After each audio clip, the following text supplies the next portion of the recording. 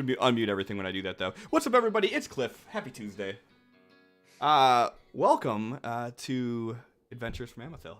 I hope everybody's having a great day. One thing I wanted to start off with before we jump into the normal hoopla of it all is, as you can see, we have a new layout here. It looks slightly different. I did it to bring it back into matching the overall themes of everything. But wanted to keep all the important stuff up, updated all of these little doodads here, and gave everything a fresh coat of paint. So,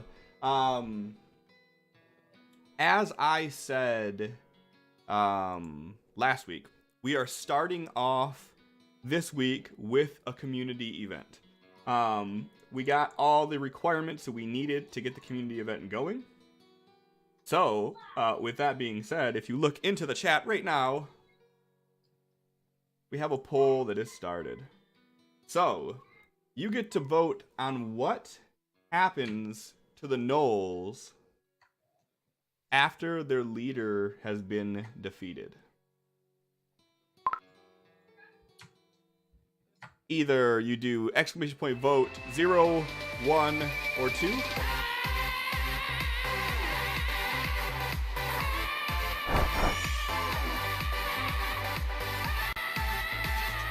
And I'm just gonna wait for this to finish. Alright, Sin, go ahead and pop yours in so we can get that one out of the way. Melissa, you don't have one now because you changed your name and it doesn't recognize name changes in Streamlabs. Yay! We don't know who you are. I know who I am. I'll have And to I get recorded a video today. I just have to edit it and throw it. Oh. It's like 6 pieces right now. So the poll is, what do the Gnolls do after their leader is defeated? Option 0, so exclamation point vote 0, would be they hunt the party. Exclamation point vote 1 is they begin fighting amongst themselves. And exclamation point vote 2 is they encounter a more dangerous foe. So, you guys get to choose. Also, thank you to Venom Spitter for being the most active Amethilian from last week. So with that, whenever you get here, if you're not here, do exclamation point stream loots, so I know that you're here, and I will gift you a free pack of cards, including the new one. Dun dun dun. So yeah. So with all of my hoopla out of the way, who wants to do recap?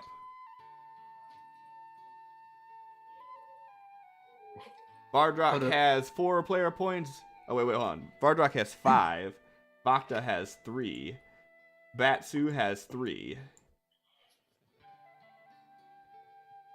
I mean, I could. But Batsu did blow his alts last time, didn't he? 2 sessions ago.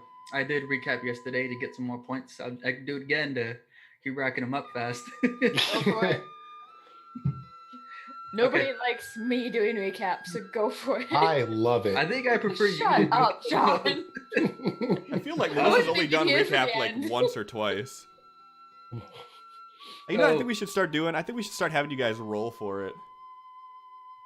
That way everybody has to take notes and everybody has to keep up. I am 100% for this. I quit. I'm done. Bye. Go ahead, man. All right, we started off where we usually take the path to go to Donovan's lair, the main entrance. That was not really an option, so we went around a little bit, went through the forest. The whole time we were like in between some streams of lava. Once we got to the entrance, there was a smallish lava waterfall coming down and pouring straight into the cave. So we couldn't take the main entrance, and we were scouting around trying to see if there is any path that looks like it's been traveled recently. Me and Vakta seen it. John did not. Vardrock did not. So we were about to go onto this path, and Batsu sprouted dragon wings somehow. So he was flying overhead, scouting everything out. That's how the changeling explains that they sprouted wings, is somehow.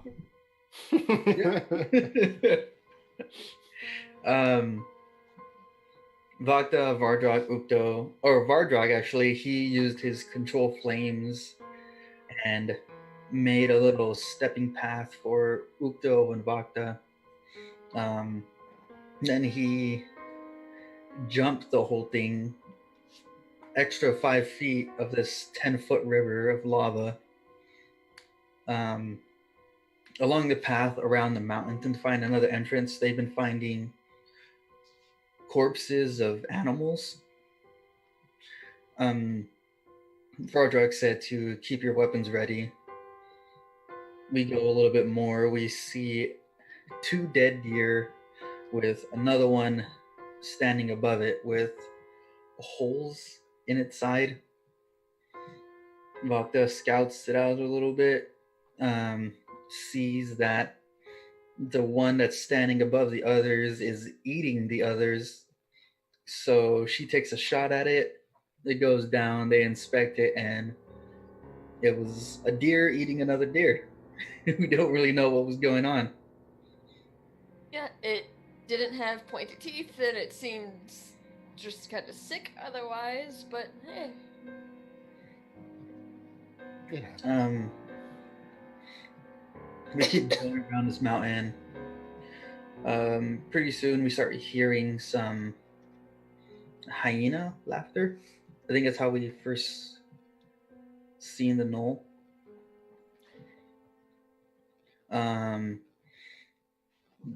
The group decided that Batsu was going to scout them out, which is great. He flew above and seen a pretty big camp of knoll. They're about 100 feet away from the entrance to the cave that they were trying to find. So they try to sneak past, and as they're sneaking past, Batsu rips his coin bag, and the sounds of the coins hitting the floor alert one of the gnolls, which immediately looks at Vakta. Vakta goes invisible. Behind her is Vardrock and Ukto. They go invisible. Behind them is Batsu. So the gnolls start doing their little yipping, and you start going towards them. Vardrock and Ukto run into the cave. Vakta hides in some brush, and Batsu sprints in there. After she sees, or after Vakta hears the 3 go into the cave, she decides to head into. Once we're in the cave, they start attacking Ukto by her smell, I guess. So then Vardrock pulls her away. They start fighting the gnoll. Vakta shoots one. She's not invisible. Batsu runs out. And one of the gnoll was bringing them back to life. So Batsu focused that one while Vardrock and the group got the rest. After we killed them, we found our way to the main chamber where Donovan was. The pool of lava that was coming from the first entrance ends near about a quarter of the way into this chamber. And in the chamber, there's also this giant gnoll that looks like he's barely a gnoll, actually. One of the healer ones and a few other normal ones. So we start fighting with them. Vakta, the big gnoll has this weird weapon. It's a flail, but once he started using it, 2 more of the flails came out, and they each did some special effect. During the fight, Vakta goes down, so Vardrak like dives on top of her, gives her some healing, and is just taking the hits for her while she recovers from her paralyzed. We ended up killing all of the gnolls there. We gathered the loot. Batsu flies up out the hole where Donovan usually flies out to scout around, see if there's any safe place to go. And the only safe place is like where we came from. So as he's coming down, his wings just fall off and he floats down the rest of the way. And they gather the stuff. Ukto can't hold as much, so Vardrak lightens her load. As we get near the entrance where the first fight was, we go into a different chamber that leads to a dead end and take a rest there. And right at the end, Batsu sees a figure, a smaller looking figure, and it runs off into the shadows.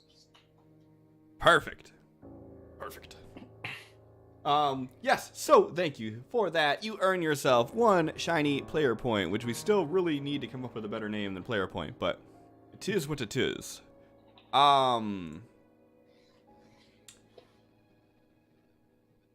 With that being said, if anybody else wants to get any votes in on the poll, please make sure you do that. Again, what do the gnolls do after their leader is defeated? Exclamation point vote 0 means that they will hunt for the party. Exclamation point vote 1 will mean that they begin fighting amongst themselves, and exclamation point vote 2 means that they will encounter a more dangerous foe. The reason we're having this is because of this thing right above my head. Community events. Anytime that we get 5 new followers, or if we get 5 retweets on Twitter, then we will have a community event where you guys get to vote and impact what happens next. That's the Twitter link there if you care. Also, because this is a fully interactive Dungeons & Dragons stream, interaction is encouraged. You can do exclamation point Amethil and see all the different ways that you can interact. Some of them do involve using donations and bits, which all go towards helping make the stream better. By no means is it mandatory to do, but it definitely is appreciated. But we also have ways to do it without spending any money. Just by being in chat, you earn Cliff Coins, which is our in-chat currency, and you can use those Cliff Coins to do things like roll on the Table of Fate, which will flip a coin, heads or tails, and based on that coin flip, it will either bestow a positive effect on the person that you want it to, or a negative effect on the person that you want it to. Lastly, the new thing that we have going on here is exclamation point Stream Loots. Stream Loots is a digital card collecting game, which I have made, I want to say 13 custom cards for. So not only do you get to collect the cards, but you can use them on the stream, and each one of them interacts with the stream in a different way and makes, different things happen. So you could do that. With that being said, if anybody plans on voting on this poll, I'm going to close it here in a second, and then we are going to kick off the episode. So, without... Thank you for the follow. Gunther. Gunther the Turtle. Thank you for the follow. Yes! Thanks, man. Gunther, you're just in time that... There's a poll running of what should happen to this war band of gnolls now that their leader is defeated. You could do exclamation point vote 0, which would say that they are going to hunt for the party. Exclamation point vote 1 would be they begin fighting amongst themselves. And exclamation point vote 2 means that they encountered an even more dangerous foe. Feel free to do that. I'm going to go ahead and let this intro play out without incident perfectly the first time. Yeah, that's how it works. And I will end the poll thereafter. So, with that being said, let's kick off tonight's episode of Adventures from Amethil.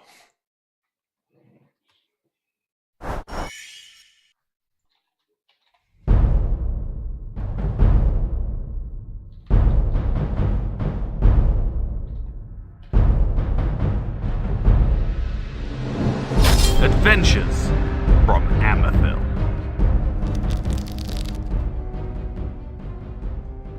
Alright, so. And I made it so it doesn't play in the speakers, so you guys don't have to hear it, players. Right? And it only played once. It I only played know. once so far. I'm disappointed. So far. I demand it play a second time.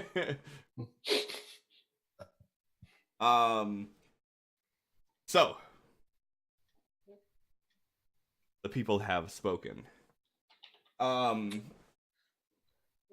as you guys are in this cave here, and you're trying to rest, Batsu, you see this figure appear in the shadows, and you don't really get a good make on him. But you hear him take off running back towards the entrance.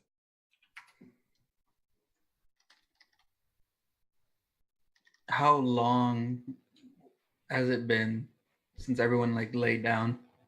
Maybe an hour and a half or so, if that. Okay. Going over to Vakta first. You gotta wake her up.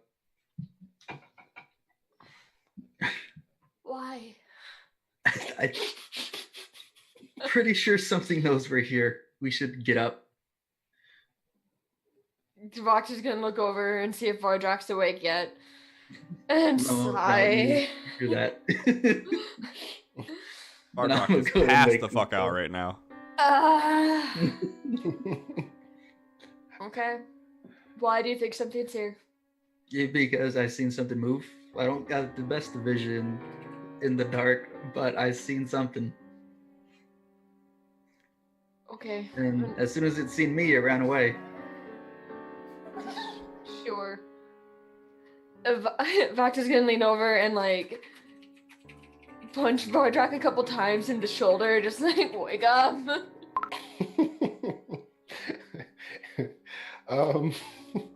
Batsu starts taking some steps back. Would you say that Vakta has tried to wake him up in this way before at all? Oh yeah. It's probably the only way she's ever tried to wake him up. Okay. Mm.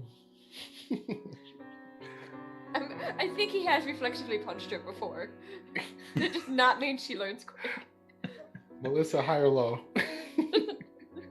I.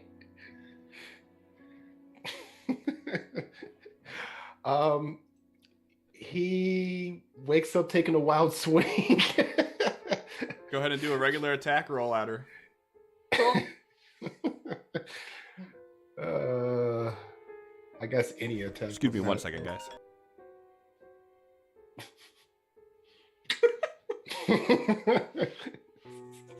Are you using your fist?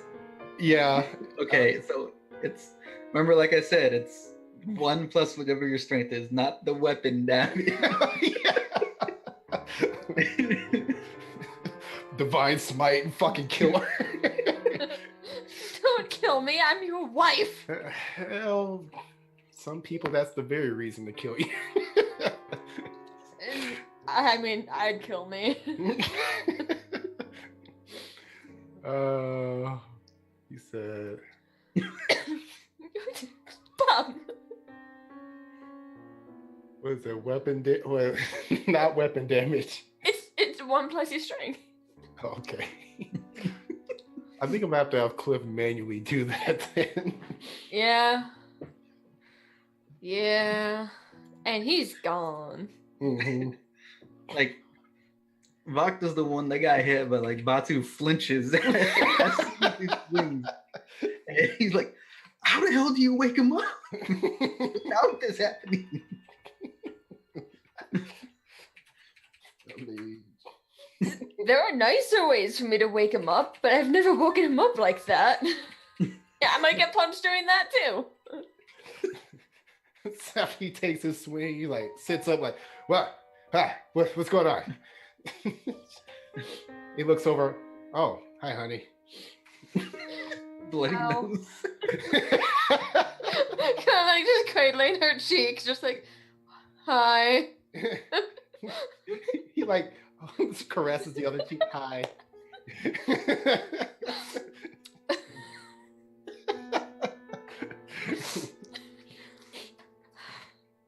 Lovely to see you this morning. And Batsu thinks we're being watched. Yeah, Batsu's like putting his sash back around his waist. He's like, yeah, we should go. Man, I just got to sleep though. Fine. Grabs his hammer and puts everything in and goes over and like nudges Ukto with his foot. Since Cliff isn't here, I'm gonna give the shout out to Fantasy Grounds College for the biddies. Yay. Oh, hi, Fancy Grounds. Oh, And hey, Venom. Just popped in. Are you ready for pain? Oh, I am never ready for pain. Vodka's already felt some pain. Not even 10 minutes. Yep, I'm ready. I'm good. Just checking with her tongue to make sure she still has all of her teeth.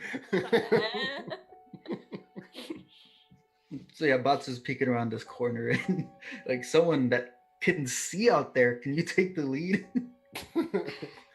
Vaca's gonna peek around and I will roll, and when Cliff gets back, be like, hey. You don't want me to roll perception? I'm rolling perception, not I you. could. Do not. Oh, I didn't even roll well. Alright. I mean, I'm a beginner DM. I can fill in for Cliff. How are we going to stage a mutiny while he is not here? Right. Like, this isn't like physical tabletop, so we can't stack things in our favor.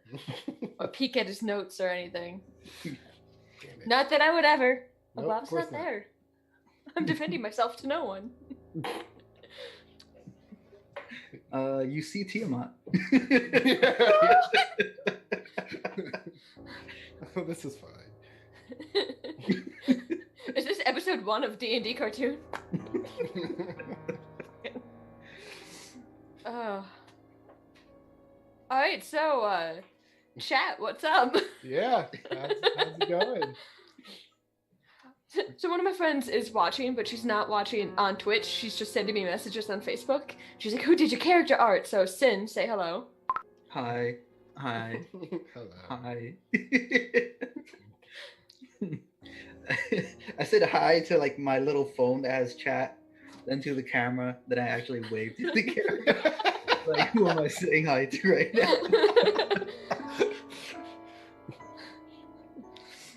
It's like there are people like messaging me about the stream and watching it, but none of them are messaging me on Twitch. It's all like Facebook text, and I'm just like, could you not? Did you know you fine. can reach out to the players by going and watching us on Twitch? No, it's good. I don't mind. The more people watching the stream, the better.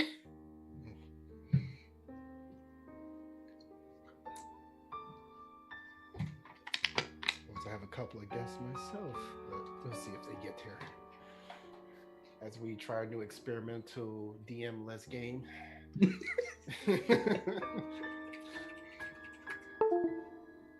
Guys, I'm What's so sorry that? about that. Oh, okay. Also on fire? So an update for everybody. My dog, Cannoli, has been in the hospital for the last 2 days.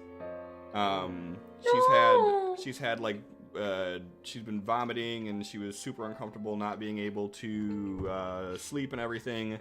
And they did a procedure on her today, an upper GI procedure, to try to figure out what was going on. And the barium went into her stomach and then stopped. It wouldn't go any further. So they thought that they figured she had a blockage in her bowels.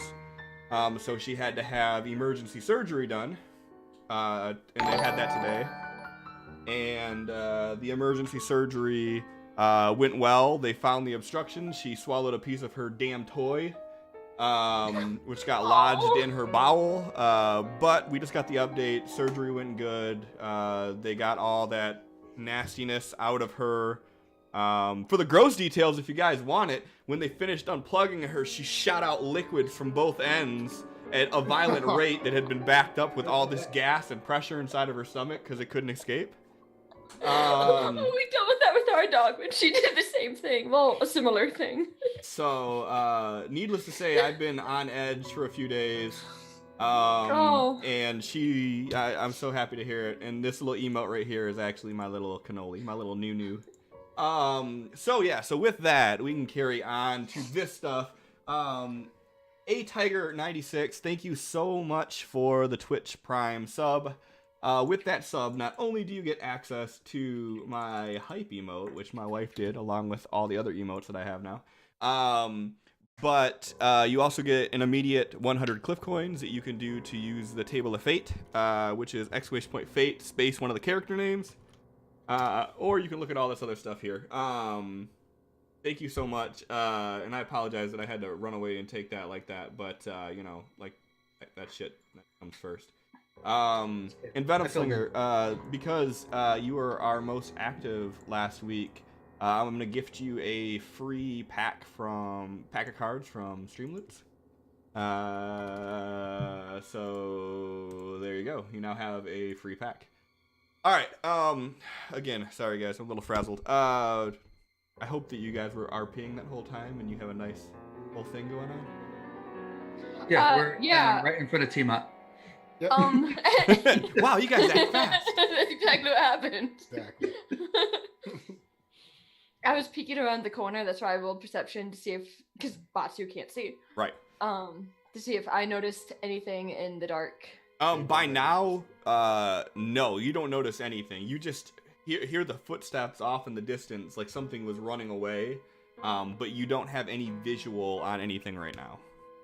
Okay. Also, you have to do the Fartrak punched me. So you have to do the manual damage because it's 1 plus his strength, and I don't know what his strength is. Oh, for the unarmed damage? Yeah. Wouldn't you just do your uncanny dodge on it anyways? I mean, I would, but that'd only have it. So. Why wouldn't you have it? Don't you get that once per round? Oh yeah. Well. Okay. Yeah, it's fine. So, you didn't punch my face, dodge dear. it. Nope, not at all. You dodge that Matrix style. I know how to wake him up. You punch him and then go, Put the mouth guard in first. Hi.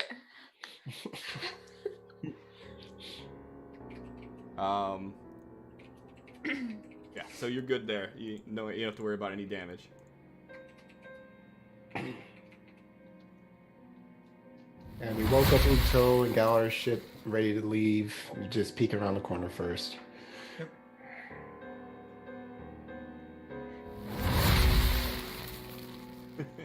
Someone is unloading on the cards right now. Got 2 big ballers that have been done. Yeah, so you guys gather all your stuff up. You head into the opening of the cave, looking about. Off in the distance, from the mouth of the cave, as you guys get closer, you start hearing like yipping and fighting.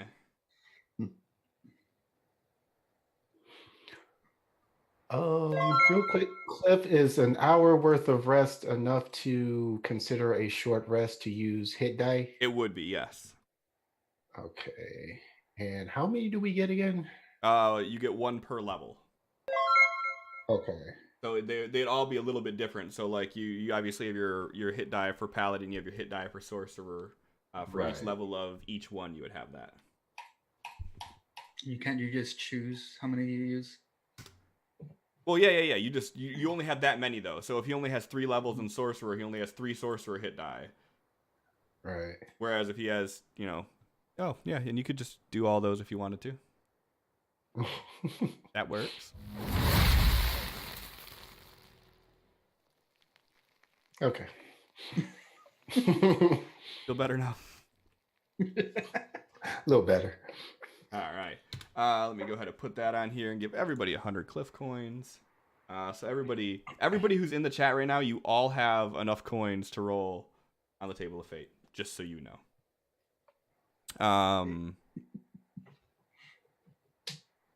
But yeah, you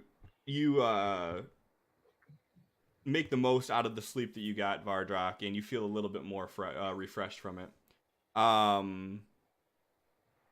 Is anybody else doing anything?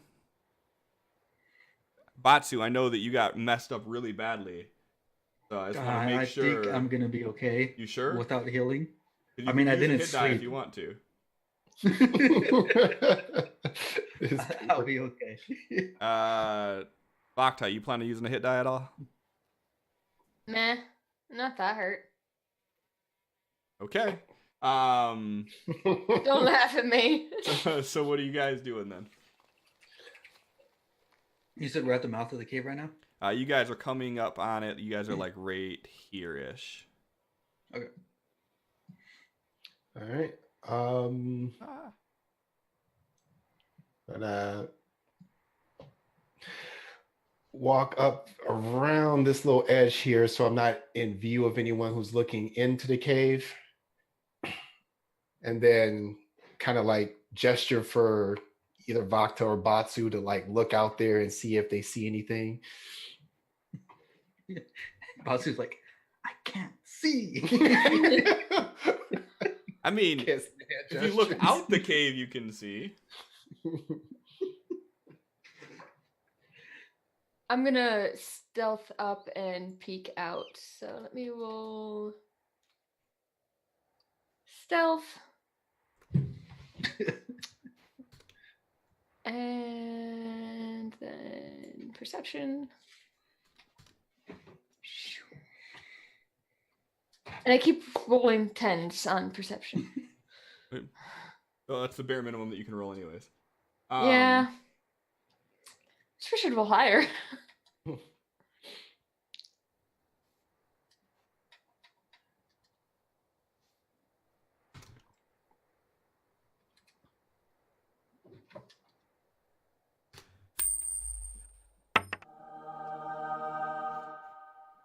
All right.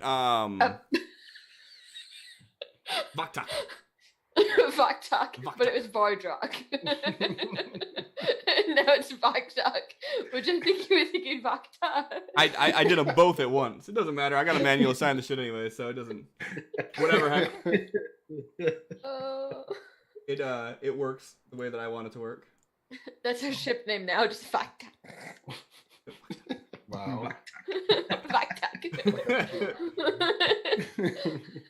So you have advantage on strength rolls for the remainder of the session, Vardrak. Yay. Unless you guys want to keep saying that it's Vaktak, and then I'll put it on that person. Hashtag Vaktak. Whenever they're a unit, they got advantage. Oh, goddamn it. Oh yeah, we were supposed to have like some sort of advantage for a week when we were in close proximity that we just totally forgot. Shut up, Bob. No, he rolled on the table of fate, and fuck you. Yeah, with that being said, give me a random 20 roll while you're looking out there.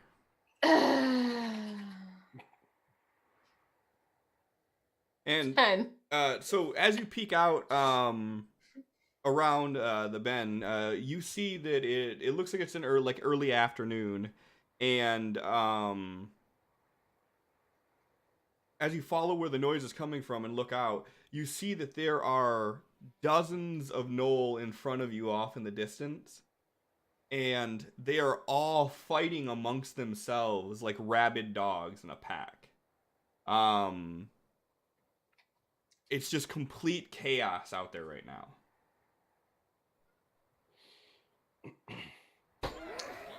I'm going to creep back into the cave before I relay this information. And just... The gnoll are fighting each other out there. And as you say that,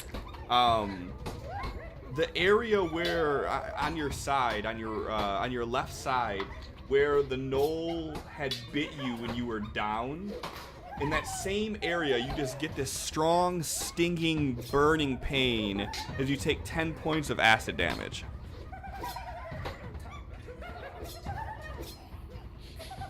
Ow! Did one of them hit you? Yeah, did you fight one? No, I think there's the bite on the side just acting up. It just stung really bad. I thought Alright. she healed that. Yeah, maybe it's just not complete healing. I don't know. That hurt. We'll have her look at it once we're out of here. Does it look like they're distracted enough for us to make a break for it? Probably? Because I can't make anyone invisible right now. I mean, they're just fighting amongst each other. It's like they are just. We could probably sneak by fairly easily, I think. Vardrock, you're great at that. I'll try. I just don't know if their attention would turn to us or if they would stay fighting each other. Let me use the ring. Okay. I don't yeah. know how much is left on it, and she's gonna take the ring off and. Give me a D4 roll, Bacta. Mm-hmm. The Cool. ring breaks.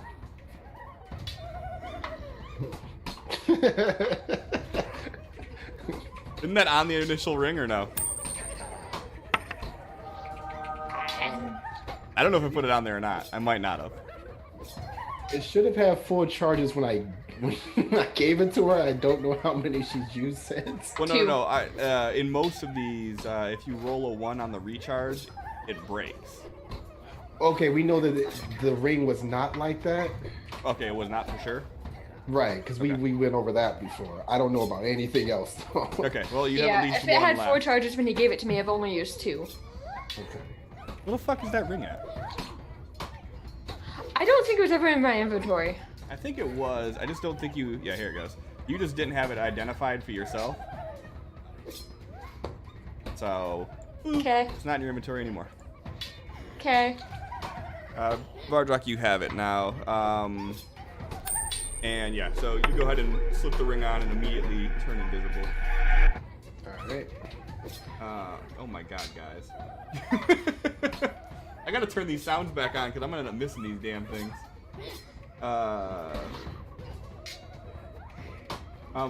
Vardrock, as you slip the ring on, you notice yourself go invisible, and you feel this stringent feeling from your eyes as they just like focus, and all of a sudden when you turn and look back in the cave lights up like it's daylight inside there.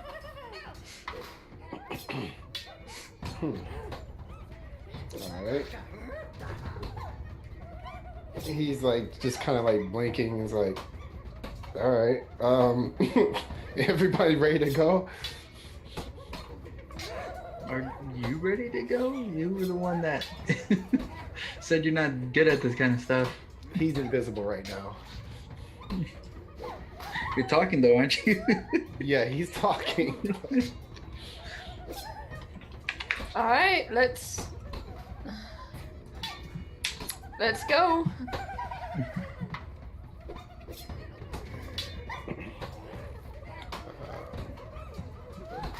So what's your guys' plan then? We're going to follow Vakta since she's seen what's out there. None of us, the rest of us have not. And Vardrak's going to bring up the inn behind Ukto. Okay. Everybody go ahead and give me a stealth check.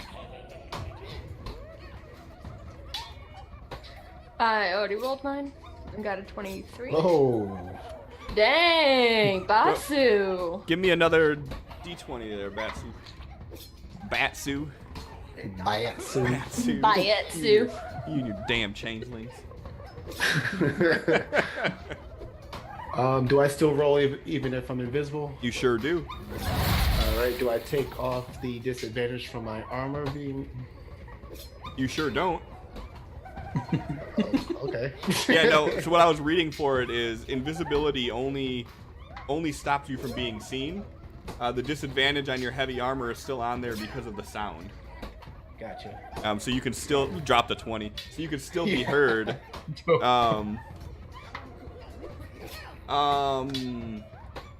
That card you just played for Ukto, because she's not here, go ahead and pick someone else, and we'll just go ahead and transfer it over.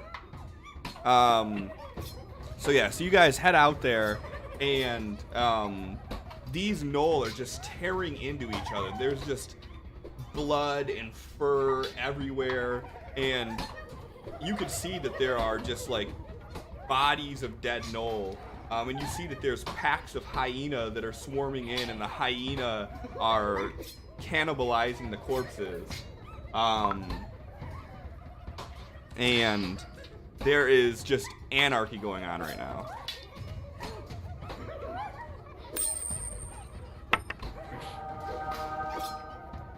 Unless Vakta says something, give any reason to stop, I'm gonna keep following her. Yeah, it's complete anarchy. Just gonna keep going and get out of the area. Alright, so you guys head out. You sneak about, and as you do, you hear this sound of these hyena like howling, and you guys have never heard a hyena howl before. And as you guys look over, you see this hyena that's eating this gnoll. You see that its like back starts to shift erratically, and you see that its back expands out and puffs, and you start hearing like these crunching noises from off in the distance, and the hyena kind of bucks up on its hind legs, and you see its front ones kind of crinkle out and extend, and you see it shed the fur, and like this gnoll stands out from like this embryonic sac of this hyena. And it immediately just picks up a weapon and just starts hammering in on a nearby gnoll.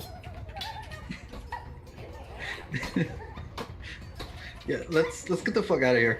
Yeah, no, we're getting out. Just keep going. Just go faster. Keeping pace. Fuck this shit, I'm out. Hey, nope. All right, so you guys, we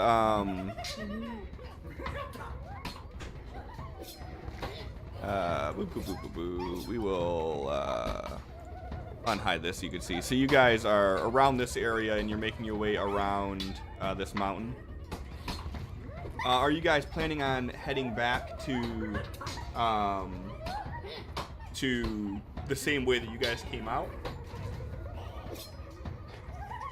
Unless Batsu saw another route. Yeah. No, I think that from what I remember, that the way we came from is like the safe way. Yeah, that was really the safest way in or out. At least to get from this gray area to this gray area, the map is gray. Yeah. Is it great for all you guys? Seriously? I see Asha. If that I helps. think Asha's beautiful. I love her. All right, I'm gonna try something, and I'm gonna hope that it doesn't crash everything, because Oh boy. Photoshop takes up a lot of bandwidth, and this file is pretty fucking ginormous as it is. Asha both healthy and unconscious. Right? Asha is not there actually. Asha is With the horses, as she should be. Yeah, exactly. So that's just the representation that I use for you guys for this, because it's a little bit easier that way. All right, let me see if this will work here. If this works, I don't understand how it's gonna work this way. But if it does, at least I'll know what we need to do.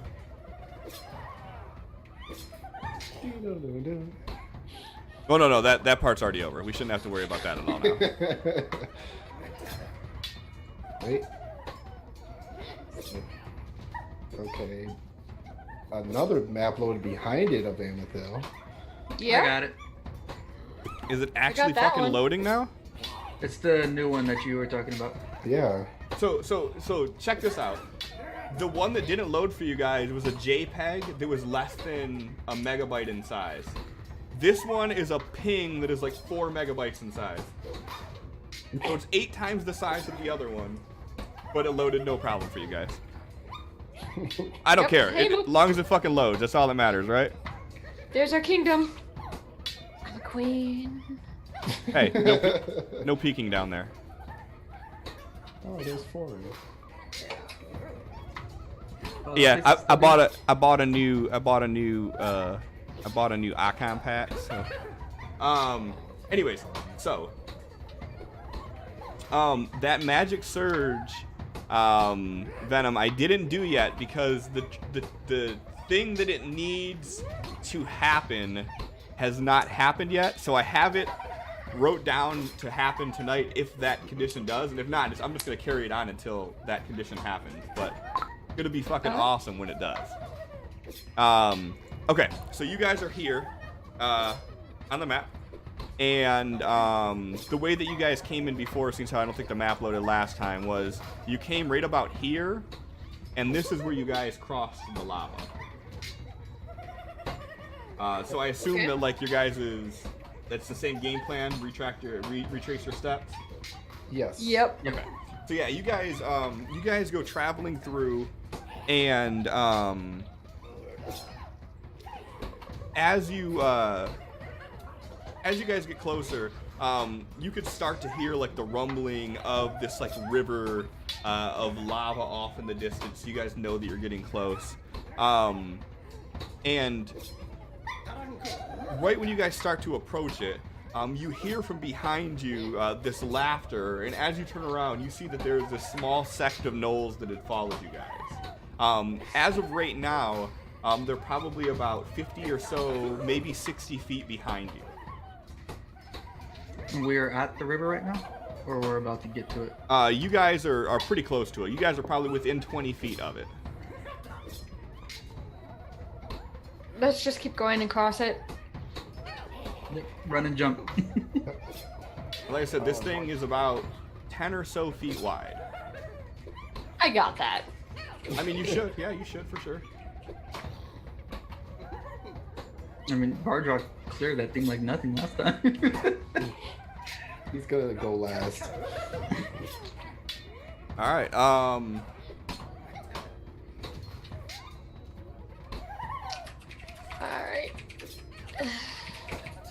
I'm not going to be excited about this, but I can do it. So, Vakta, how do you plan on getting over this? A very acrobatic leap. All right, go ahead and hit me with it. I'm gonna motion that rolls as a 10. Which would make that a 23. Because I can do that.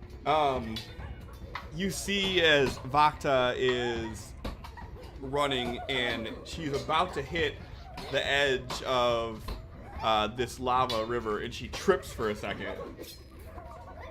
And you guys both, like, you feel like your heart in your throat. And then you see her at the last second, like, steady herself, jump, do just one full flip, and just land, like, perfectly on the other side.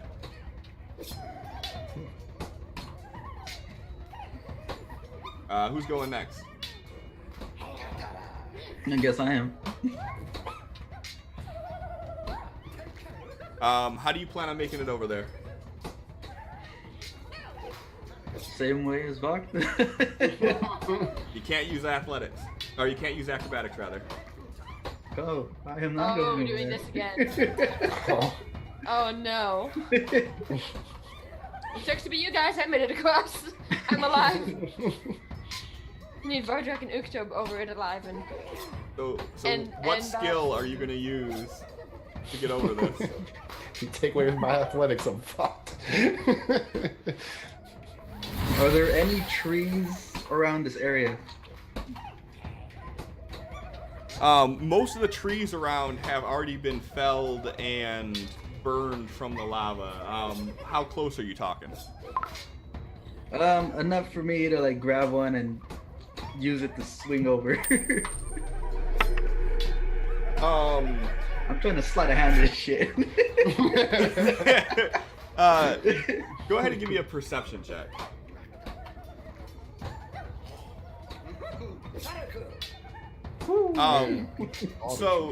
So you notice that there's a tree that is on the other side, and the branch looks like it's kind of broken slightly, but it's hanging down low enough that you figure that if you get a good enough running jump, you could probably grab that. Yep. What you said. Go ahead and give it to me.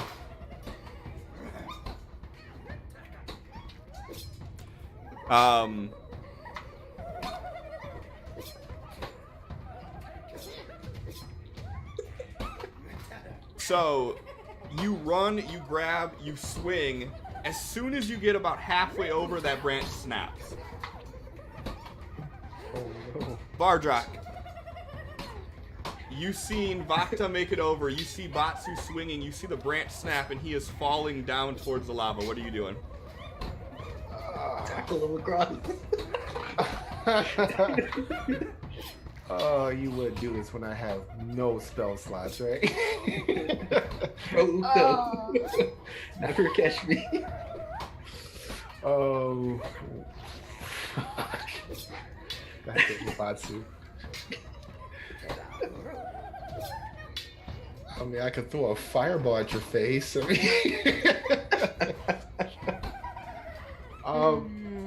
yeah.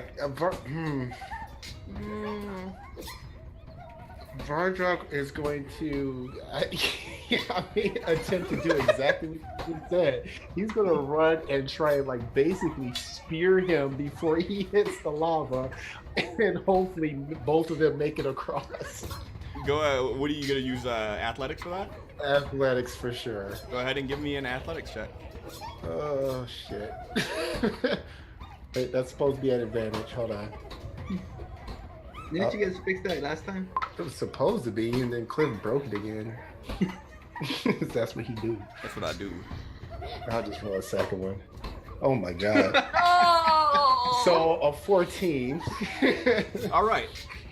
So, ladies and gentlemen, we have had 5 retweets tonight. Oh my god! Don't kill my husband. I'm gonna let you guys decide here. On a 14, so there is this changeling monk falling down towards the lava. There is this half dragonborn, half tiefling paladin running full speed, diving across and attempting to grab him and essentially make it to the other side unharmed. Should we do it as an official poll? We could do this. Yeah, do a poll. Yeah, do a poll. It's a good thing we made those backups. You guys would have known this level 1 character. Vakta's all depressed. That's Her problem. kill you. I'm gonna kill you both. Gravity always wins. I don't really want a pizza right now. I went and used my only maxed out skill check.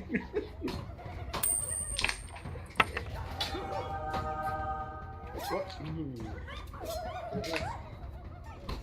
there is something like.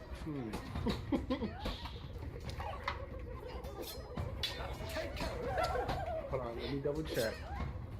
I don't want to take away the community event now, though. Oh, it's already in their hands. Yeah. All right, so here is your poll. Does Vardrak make it across with Batsu? You could do exclamation point vote 0, saying that they both make it across. Exclamation point vote 1, saying that he knocks Batsu out of harm's way, but he falls in. Exclamation point vote 2, he makes it across, but he doesn't manage to grab Batsu in time. Or exclamation point vote 3, they both fall into the lava. Damn. You guys will have just a few seconds to do this, so do exclamation point vote, space, and whatever number you want to vote for. Vote 0, they both make it. Vote 1, Vardrak does not make it, but Batsu does. Vote 2, Vardrak makes it, but Batsu does not. Y'all gonna kill my husband. And vote 3 would be they both fall in. Cliff, while they're doing that, Yep. Yeah, you put under. It looks like you put under racials the athletic advantage. Yeah. I have to remove you from the sheet and put you back on for it to work. Ah, okay. I was just wondering, what I was supposed to click that effect, or is it? No, I mean, can you click that? Let's see. I don't think you can. I think it's something that automatically gets added when you when I drag you onto it. Oh, okay. No worries. With that being said, give me a second to see here. So Tiger did a Vardrak Fate. Right now, that's not good. Fate is pleased with Vardrak. So don't worry. No, it's not. That's great. Okay. Don't lie. Yeah, try not to die. Perfect. Gonna close the poll here soon. So if you haven't voted yet, make sure you do. I'm gonna fall in lava and spit up frogs.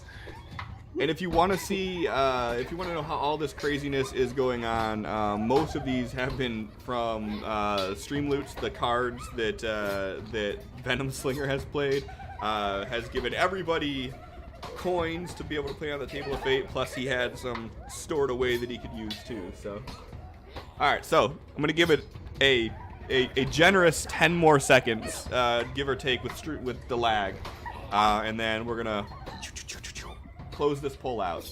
So, for the last time, does Vardrak make it across with Batsu?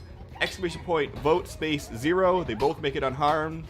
Exclamation point vote space 1, he knocks Batsu out of harm's way, but he falls in.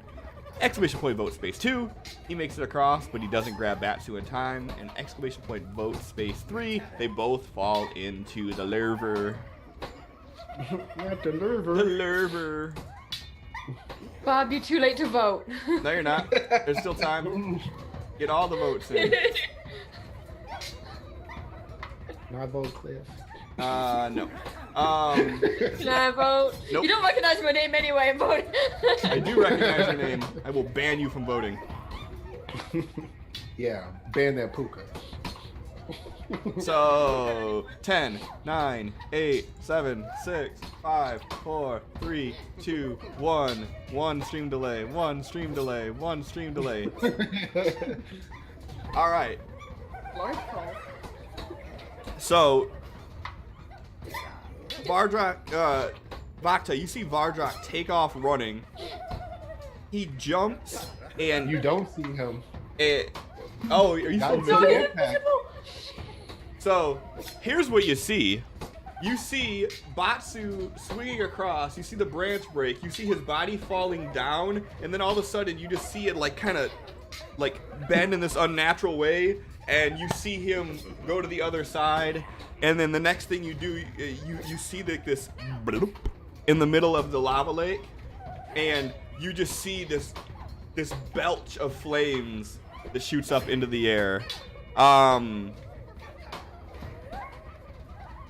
John, go ahead and roll me 10d10. Oh.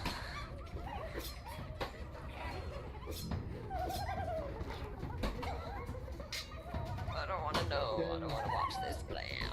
That's a lot of dice. That's a lot of dice. So you immediately take 23 points of fire damage, and you are in the lava. how is and the next one is actually you being submerged. That was you just hitting.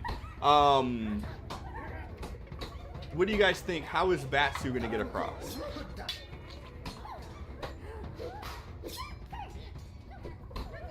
So Batsu does not have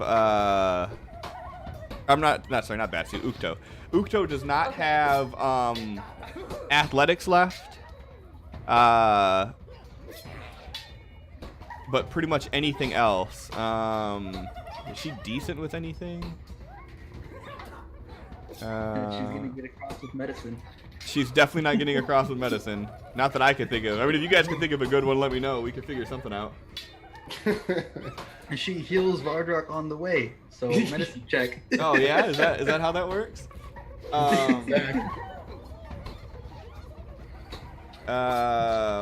I'm gonna go ahead and do perception. And oh, look at that! Wow. Oh fuck you!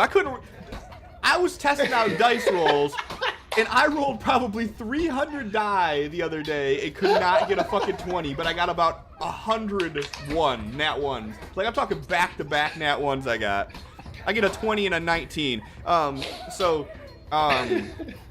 Ukto, not even realizing what just happened with Vardrak, she sees this area where the lava sort of diverges, where there's a rock, and she jumps onto that rock and then jumps over to the other side. She's about 10 or so feet away from you guys.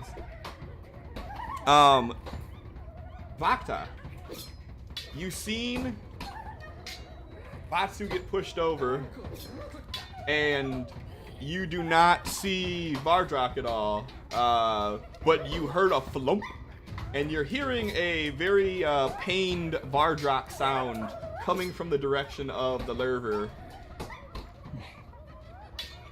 Oh. Well, first she's gonna just let out a short scream because a Vardrak pain when she can't see him is not a good thing. And she's going to rush to the edge of the lava and just kind of look to see if she can see, like, any part of him, just a bit of her armor, a bit of his armor, a leg, just something that she can, like, reach into the lava. You can't see him and at grab. all. You could see an area where there's sort of an indent in the flow of the lava, as it's very viscous. You could see like where this crater was, and there are like new flames bellowing out from that crater. And you do hear a very Vardrak-esque sound coming from that way, but you definitely do not see anything. Vardrak, but you do see that these 5 Knoll have made their way to the opposite side of this lava lake, or this lava river, rather. Yeah, I don't care about them. I'm not saying a damn thing about them because I don't care. Is that indent that's vaguely Vardrak-esque sized? is that within a reaching distance, or is that like? So, you might be able to, yeah. What's your plan? You can't use acrobatics though. I'm calling over for Patsu to grab my hand and help me while I reach in and try to pull him up and just. I don't have strength, but I'm gonna try to strength check. It's not her pull turn him to out. do anything yet, so. We are basically in combat action sequence here, so.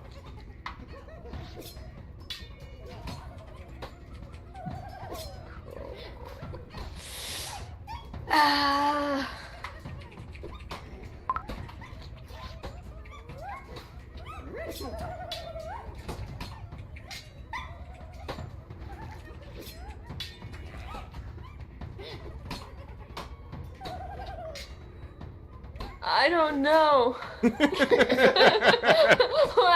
I'm looking through my burglar's pack to see if there's anything useful in there. It's like, hey, you need 1,000 ball bearings? Do you need a crowbar, a hammer? I'm just like, this is all useless. Like, so this is what I came up with. I don't know. Got a motor skin. Throw it at the lava. Salute him and watch. Oh look, I've got 50 feet of hemp rope. That'll work in lava. She's got a trumpet and just goes her. First off, you do that with a bugle. Whatever. Now's I'm not the a time for corrections. Yeah. Oh, I've still got the cold cloak. That's gonna be useless. Oh no, I don't. That's at my house. You got this. It's just still in my inventory. Oh. I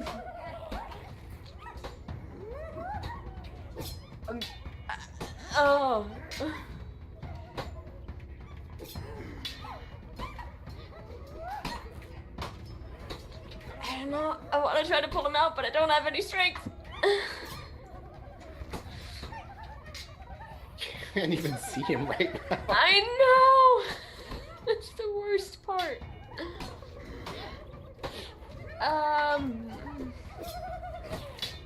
You could hold your action.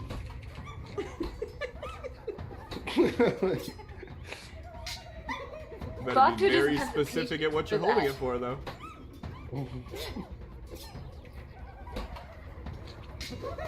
Toss him a log. Yeah, toss a log. That'll great. I don't know what she would do other than charge into lava, but she's terrified of lava because she fell face first last time. Accurate. How'd you fix it that time? Vardrak saved me, but now it's Vardrak in the lava. Oh, well. Vardrak, save him! Go fight the Vardrak. Vardrak, save Vakta to save you. I'm gonna hold action and see if he gets up or I don't know. Needs to be more specific. If he gets up or a part of him becomes visible, Then you're gonna do Then- what? grab him in strength check, pull him out. Okay, give me an athletics check then.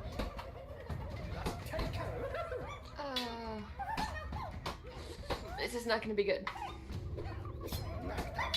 An That's 11. not good. Okay. All right, so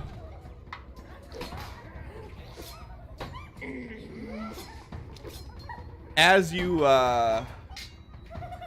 run over there, you see these gnolls stop and they're looking at the lava and looking at you guys across from it, trying to figure out what they're gonna do. And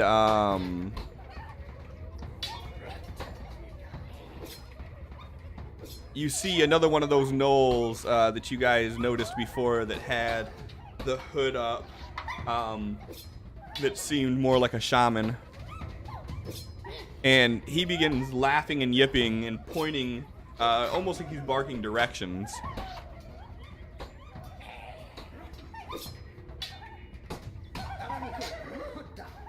And he hits Vakta. Rude. He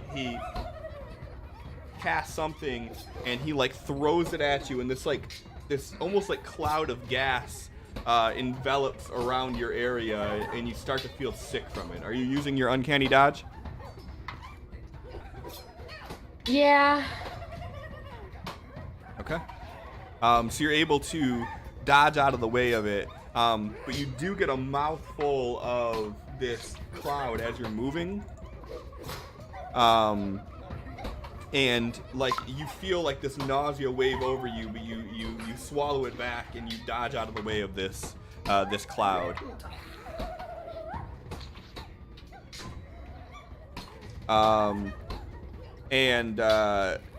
You see one of the gnolls like runs right up to the edge of the lava, and he's just like looking around,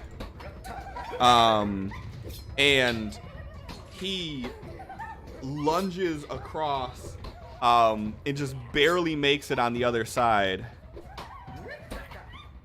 and lands right next, like right in between. This is really hard to do it on this map here. So let's space this out a little bit. He lands right on the other side in between Batsu and Vakta.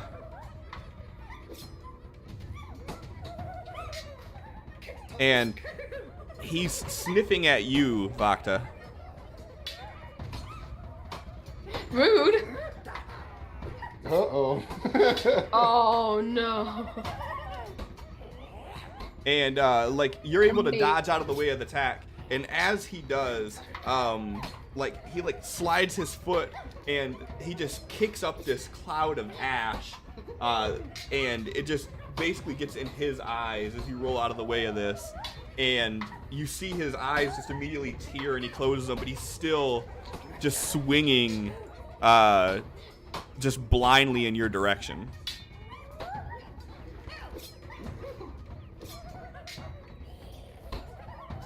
Batsu, you see, you felt the impact as you were falling and getting knocked out of the way, which you could only assume was Vardrak's doing. You heard the blump, and now you're seeing these gnolls hopping over.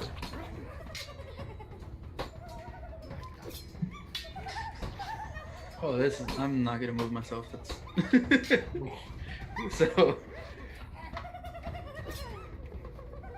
The knoll would be in between me and Vakta, and we are right on the edge of the lava, right? Correct. All right.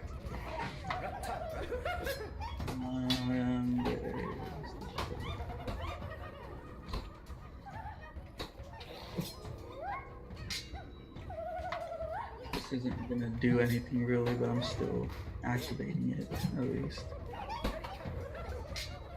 Oh, I never added what I was So- supposed to add for you, did I? Huh? I never added what I was supposed to add for you. Does it matter right now? I'm not gonna be able to use it with only one key point left. I'm saving that. So he turns into the biggest race he's seen before, which would be a dragonborn, to get like extra reach, and he runs over to the lava, and right where this dip is, he like reaches out a hand to see if he can get a grip back. So you're just blindly reaching out towards the lava? Yes. Yeah? He didn't get hit by nothing, and he knows Vardrak is invisible. Okay. Give me a perception check. Not good at that. You run over to the area that you think is where Vardrak is, and you hold your hand out. Are you doing anything else? Waiting to see if he grabs me back so I can pull him up. Are you like gonna hold an action? Yep. Okay. How do you plan on doing this without athletics?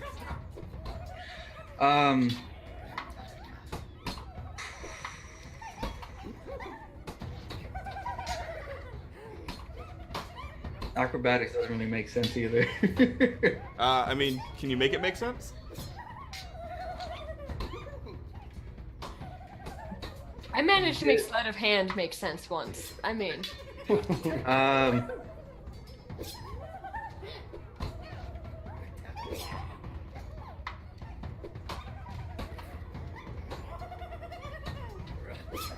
yeah, he's in like he's in this funky stance, looking like he's ready to sprint, but also reaching out an arm. Like as soon as he feels something, he's going to take off in the opposite direction to pull him up.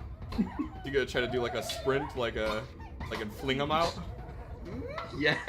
All right, go ahead and give me an athletics. Athletics or Oh, I'm sorry, acrobatics. Acrobatics. All right. Vardrak, go ahead and give me 18 d10. 18? 18 is you are now fully submerged in the lava. How do I do that? Roll low. That's how. You might have to do a 10 and an 8. Or you could just like type /die space 18d10. Whichever is easier for you. /die what? Space 18d10.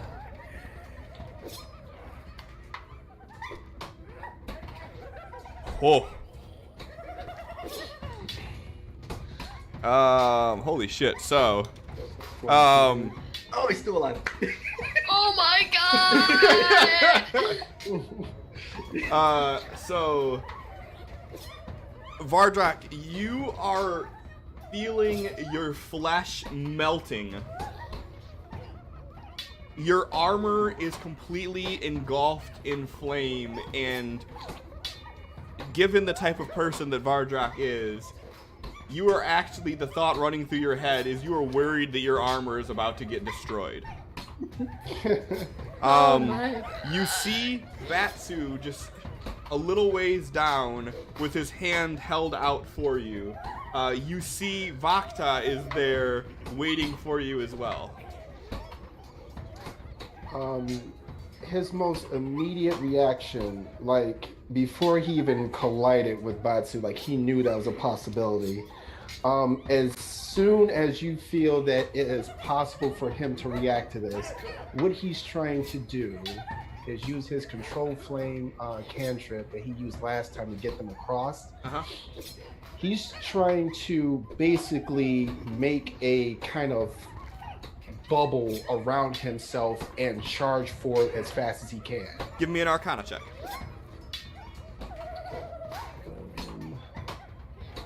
And you can go ahead and do it with advantage. Yeah, being that he's done it before. No, because you have two people waiting to grab you as soon as you show any short sign that you're going to be coming out. Okay.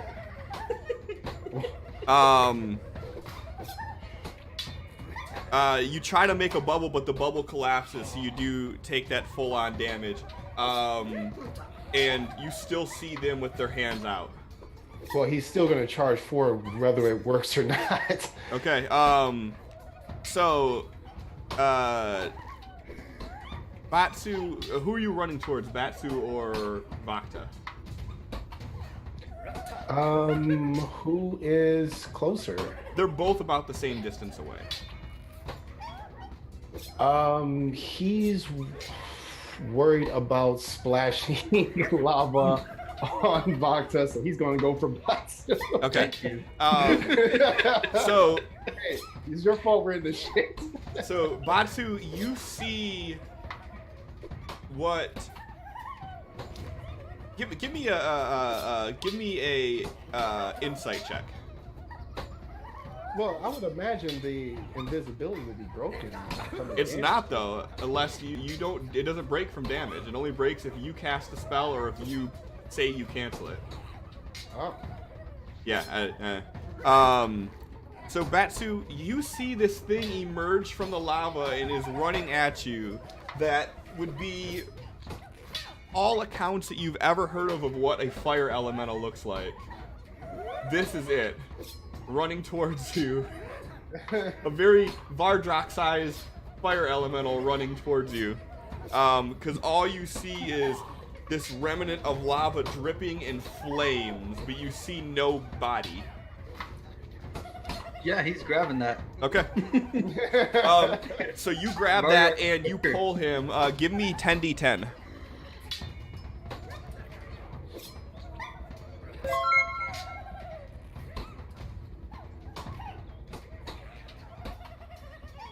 And you take 71 points worth of fire damage.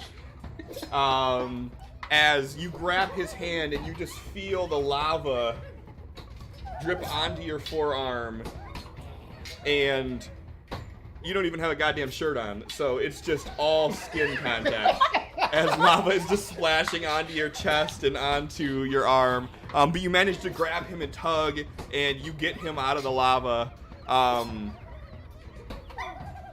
Vardrak, you feel him pull you on, and you manage to pat out the fire. And as you turn and look, you see him patting out the fire on himself, and you see this gnoll with its eyes closed and tears just pouring down its face, just slashing away in the general direction of Vakta. Does he have any movement left? Yep, you still have half movement and an action. He's going to, like, forgetting about the burns, even though he's barely standing. He's gonna charge at this thing and try and kick it into the lava. Like, running Spartan kick. You turn the fuck back around. No. Are you actually making a weapon swing, or are you making just like literally trying to kick him? Can he push with his weapon swing? Oh, you're trying to push him into the lava? Yeah. Well, like, so you're closer to the lava than he is. You would have to like throw him into the lava. Grab him and suplex him. well, in that case, yeah, we're gonna do that. Okay. Like a full-on release German suplex. Go ahead and give me a strength check. Alright. And that's an advantage right now because of my fate die. That it is. Yep. And it should already be on there, but if it's not, yeah. I clicked it just in case. Okay. 11. So yeah. So you run up behind him and grab him by the waist. And like I said, full-on just over. Like fucking Brock Lesnar into that one dude. Like Exactly. doesn't even set him on the mat. He fucking just threw him.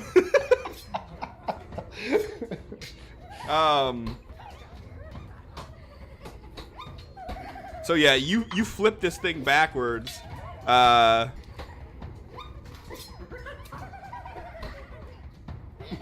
You flip him backwards into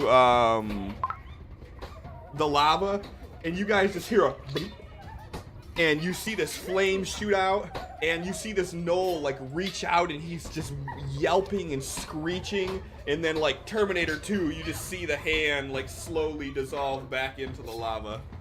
Does he give a thumbs up? He does not give a thumbs up though.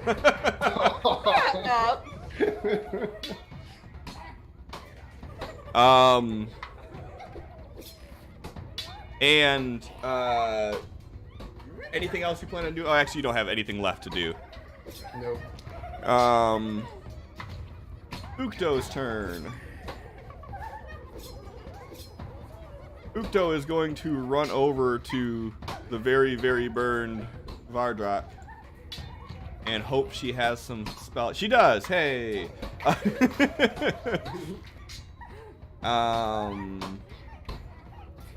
What do we have? So Vardrak, she's gonna do a healing word at 5th level.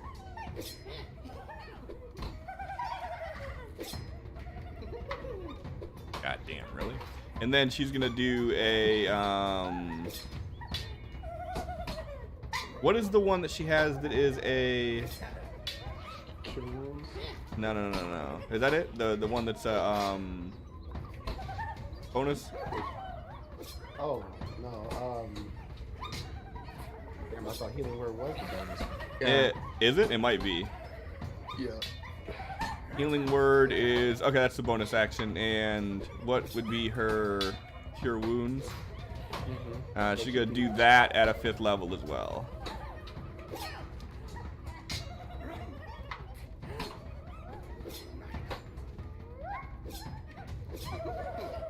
All right. And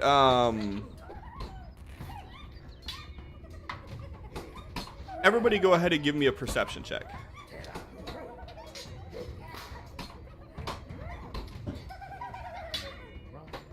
Give me another 20.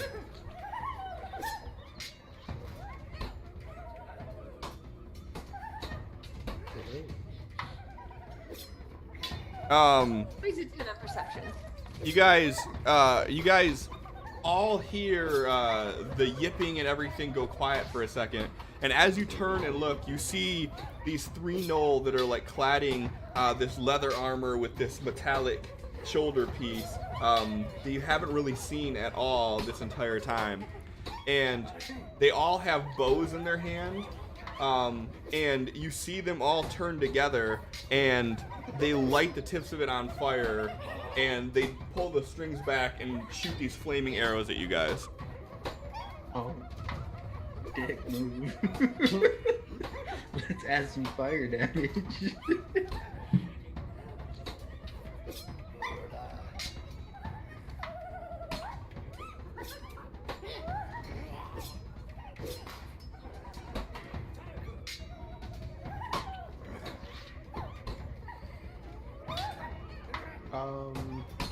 Asha is gonna be. Asha's not available yet. Well, she's within range, right? She's within a mile. Yeah, like he would be telling her to bring the horses so she can start meeting them halfway. Okay.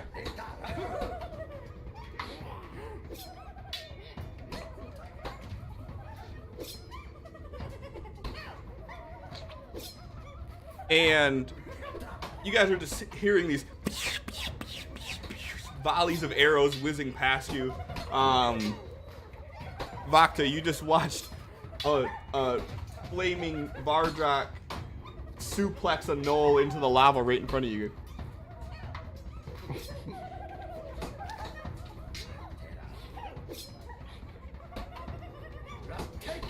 You're muted. I'm not. I made sure to unmute myself.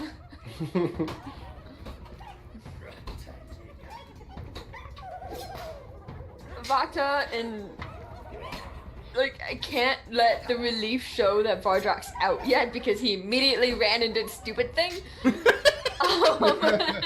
But it worked. Yeah, you know what else worked? When I jumped off a cliff to get that artifact for you. But you were still mad about it. I brought you a bad suit. You're welcome. You're fucking welcome. And Vakta's gonna just look at them and be like, start running, go, I'll catch up. I'm faster than you, just go. And she's staring Vardrak dead in the eye, just like, go, fucking run. And she's going to pull out her bow and hold an action. To Shoot the gnolls once I see that my friends have started running. But they're not running yet. So I gotta make sure that my friends So which run one are first. you aiming at? Let's say this one. Okay.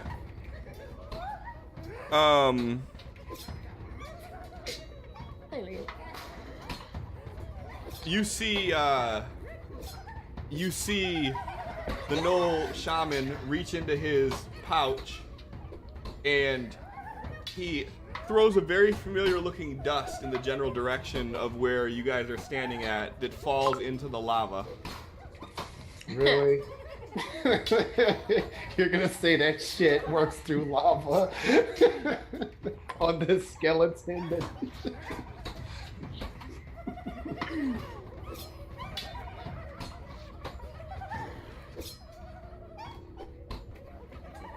And no, it skipped. It's not your turn yet. And Whoa, you wait. see this Why's he flaming. die? Is he? What happened? Oh yeah, you are dying because of the fact that you take the extra damage from the fate rolls. You took an extra 4 damage more than what it actually registered. Oh my god. Oh yeah, you're down. I'm sorry. Hey, I didn't how about catch that. this? When am I gonna get that feat that I told you about? Oh, you haven't had a chance to do it yet. What do you mean? How do I do it?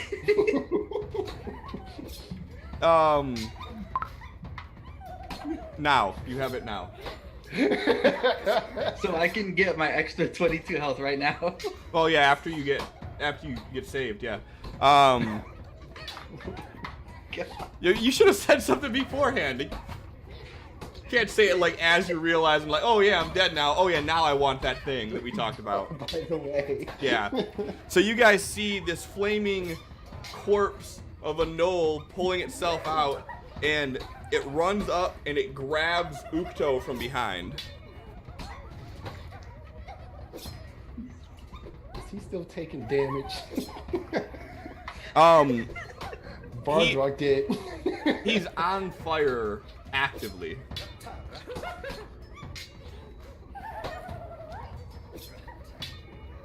Check the label on this dust of yours.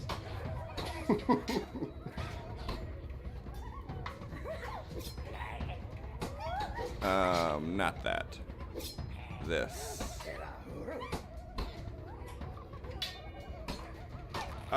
He grabs at her and she manages to push him away, but she still takes 29 points of fire damage from him being engulfed in flames.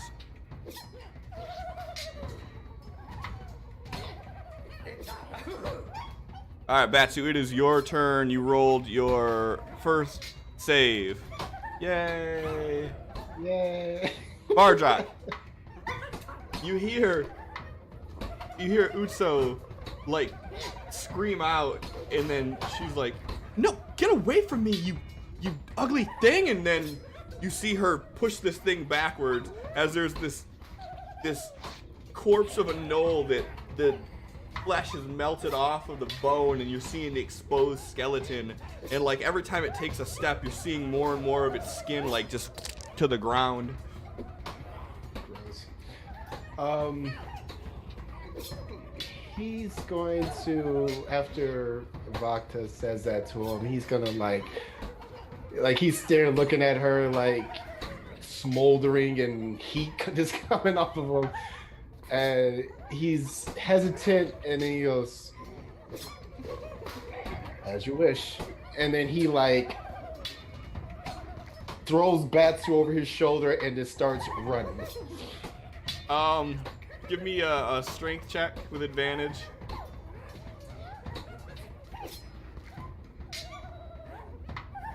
Or possibly suplexes him also into the lava. So you pick him up, but you're only moving at half movement speed due to all the burns and everything that you have. You're just not you're not moving like you normally would.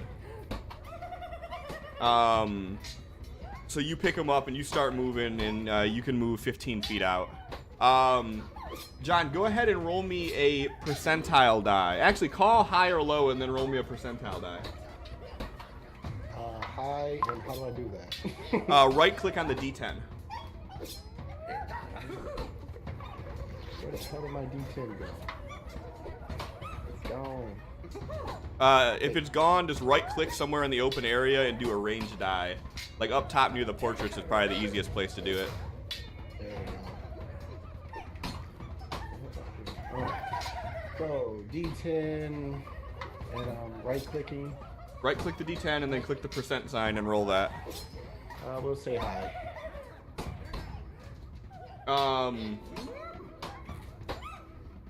You notice before you go pick up Batsu that as you jumped across the lava and knocked him across, that the bag that you were carrying full of Donovan's treasure landed on the shore, safe from the lava.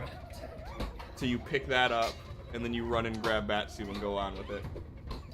Okay. I thought he was gonna have to choose. Right? What you want to carry? Fuck. Like, Bardrock, why does it take you so long to decide?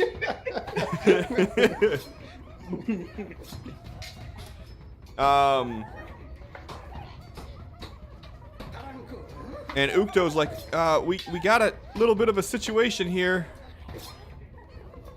Bardrock goes, run! She disengages and she runs. And because she's moving at full speed, you say that and you pick him up and you start walking, and all of a sudden you hear.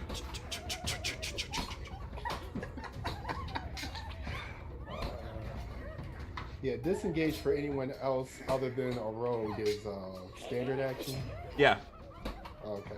Yep. So she disengaged and then she takes her full movement, which you're only moving at half speed. So you moved 15 feet while she moved 30 past you.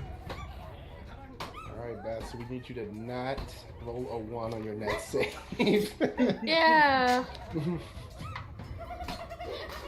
What's the range on a longbow?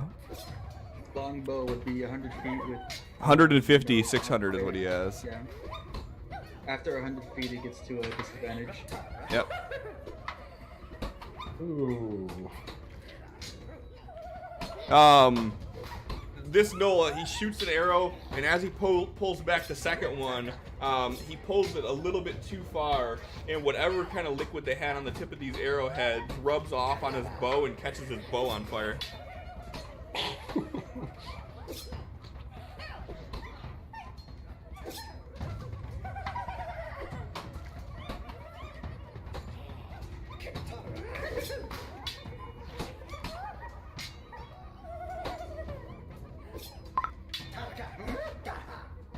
Stop it.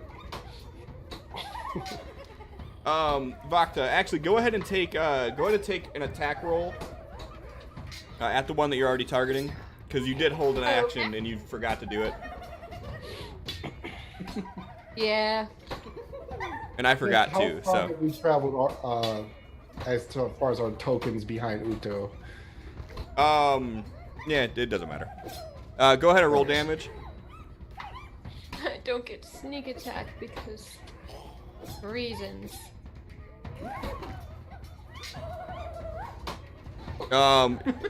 You hit this one, and as you do, the arrow just goes straight between its eyes, and you just see it kind of go, and just hits the ground.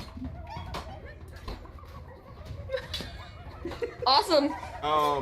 It's still your turn. You have your full action, full movement.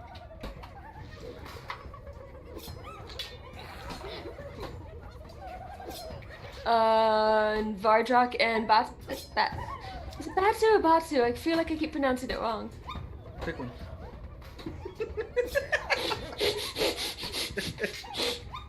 Alright, bitch. There you go. Leviosa. Leviosa. Are they still right here, or have they? Yeah, no, they've moved about 15 feet away from you. They're not really too far at all. Okay. Like you see Vardrak has Batsu over his shoulder. He has the bag of money. He's like kind of like grabbing it and pulled up, so like the bulk of it is like under his armpit. He's got his arm kind of wrapped around it the best that he can, and he's kind of just like lumbering away. Alright, I'll cover then and shoot this reanimated gnoll that popped up. Hate that thing. That's a hit. Neat. Woo. Yeah, I mean, as you hit it, you hit it like Without square sneak in attack, the. I'm useless. You hit that thing Killed it. square in the ribs, and it just kind of like, you see like the ribs crumble off, and you see that it makes the top part unstable, and like the shoulders kind of buckle back, and the head tips and falls off, and the body just collapses back into the lava. Whew.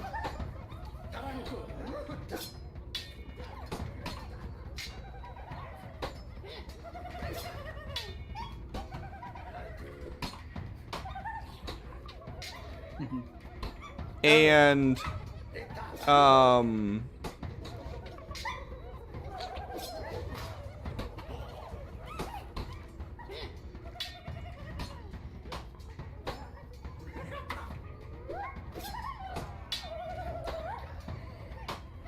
why does it not see the damage for this? Hold on, please. I don't think Brave Enfeeblement does damage. It says it does. Really? I don't know that it does. I've never heard of it. But, okay. Oh wait, no. So yeah, so it just makes it where you only deal half damage. Right. Okay. Yeah, so you see him like say some words, and he like points at you in this hunched over gesture, and as he does, from those long black fingernails, you just see this black beam shoot over you, and as it hits you, you just feel this cold wave rush over your body. And you notice that like as you're holding the bow, your hand starts to tremor a little bit.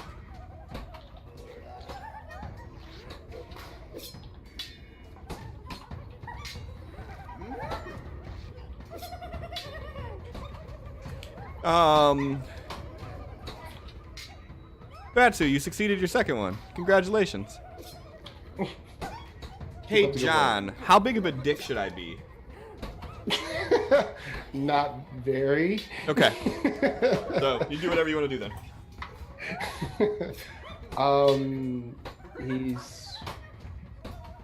He's gonna look back to see how Vakta's doing. And depending on what he sees... Just run. Give me a perception check. I did. Thank you. Don't worry. I got it. You know what? Let's see. Ha! I can see everything.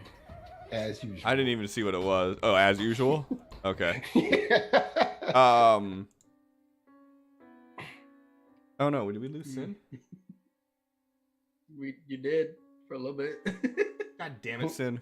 You fucked everything up. I told you I wanted to join last. You got a new layout. I didn't even think about like the fact that your shit would be bunk and break the entire game. The entire game. Might as well go home. Yeah, that's it. You broke everything. You fucked it all up. Hey, look at that. Jess just came in here, commented about how nice my layout is, and you want to go and break it. So as you turn and look, you just see her standing there with her bow drawn, and she looks like she's got this. All right. I do got this. He's going to use his full action and dash action to try to catch up to Ukto to see if he can maybe get Batsu some medical treatment. Okay. Yeah, I mean, so she's only about 15 feet in front of you, so you could just take your half movement will get you to her. Well, does it look like if he takes his full round action, he'd get out of the range of their bows? No, definitely not. Oh, well, in that case... If their bows have 150 feet, I mean, this really isn't much... This is kind of accurate. I would say it's about probably double. So you guys are only about 40 feet away right now. So, but they're almost to a tree line according to the map? I wouldn't go off of that, no. It's accurate, but don't go by that. This is the world map. I'm saying like the distance between you guys right now is about accurate. It's about, you guys are about double the distance from what it says away. But I mean, that's from where you are. It's a couple hours to get to like where the path is at. Okay. I just don't have a battle map prepared for a lava scene. That's all.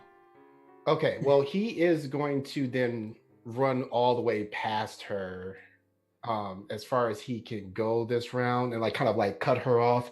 Okay. And it's kind of like drops Batsu off his shoulder. It's kind of like holding him upright towards her. He's just like, yeah, he's like fucking weekend at Bernie's. And shit. She's like, oh, hey, Batsu. All right. And she like stops and she's like, what the hell happened to him? He's like, fix it. Death happened. And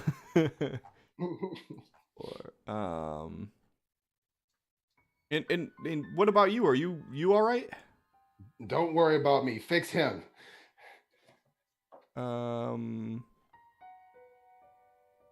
Hey, I did it right. Okay.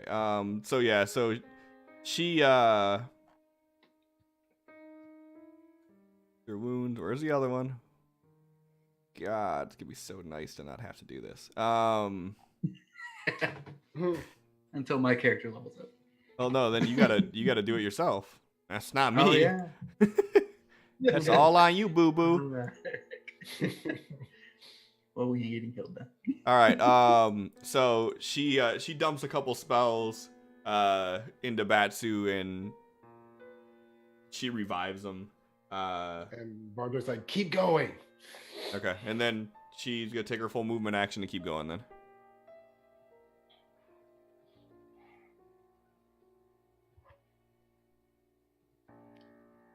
And as you guys are running, you're still hearing. No, you didn't hear any of that. Not from that guy. You didn't.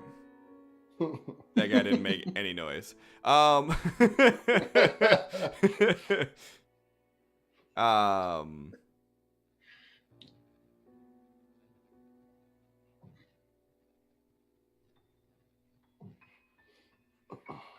Yeah, so you guys are still hearing just the sound of these arrows landing in your general vicinity.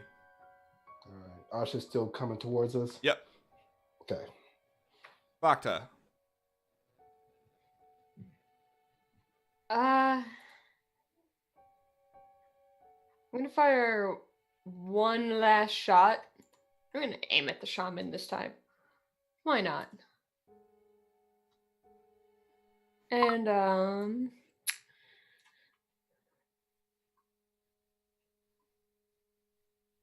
does that hit? That is a hit. For a whole 12 damage. Yeah, you hit him and he just like snaps it off and then he like takes it and he bites it. Alright, dude, you don't have to be that edgy. Like, whoa. Oh, actually, hold on. Um, Did that? You should have rolled that at disadvantage, no? I think it would have just lowered my damage. I don't think it makes me roll at disadvantage. Does it lower your damage? I don't know these Yeah. things. Yeah, so it's only supposed to do half damage, so you only did 6 damage actually. You can go ahead and give me a Constitution save though.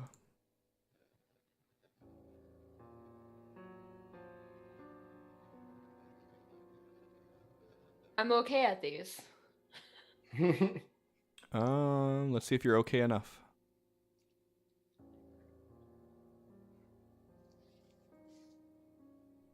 Yeah, you're okay enough. All right. And anything? Do you plan on actually taking your movement too, or are you just chilling? I'm going to bonus action disengage and run after them, which is You'd be better off. Oh wait, no. Can you do a bonus action to dash? She can. She I can. can. Are you sure? Yeah. Yep. Okay. You probably should Yeah, do don't that, and disengage. then you would Yeah, you catch can't up to him. really disengage from an archer. Oh, yeah, that's fair. Yeah, they can't get an opportunity of attack on you, so it's not worth it. That's a valid point. So if I bonus action dash instead, would that catch me up to them? Yeah, you'd be pretty close. Okay, I'll get maybe. All right, so you guys take off running and start heading back towards where the path is, and you hear this like loud screeching sound as you see one of the gnolls attempt to jump across and just fell right into the lava. And as you Sean guys was like, nah. as you guys continue on, you meet up with Asha, who kind of meets you halfway through. And Asha has like all the reins in her mouth, and she's the leads in her mouth, and she's just got like this collection of just pack of horses with her.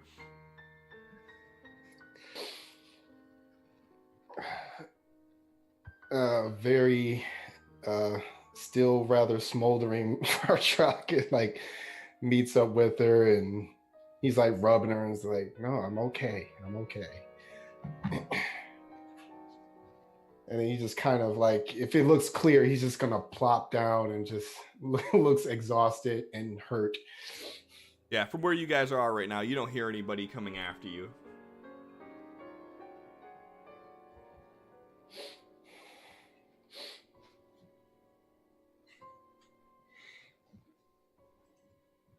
And so you guys are just like chilling in the middle of the woods right now, right? If it looks, Essentially, yes. yeah, if it looks like this is like a safe enough place to rest, he doesn't want to go any further.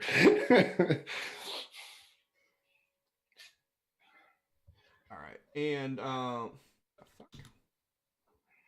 please tell me how I type in 4503 into the search bar and it highlights 7836. Because obviously. All right, so Vardrak, you drop down and loosen up your armor, and you see your armor is pretty badly tarnished from this lava. Like some of the more detailed markings on like the leather for the straps have been completely destroyed. Your armor is tattered as shit.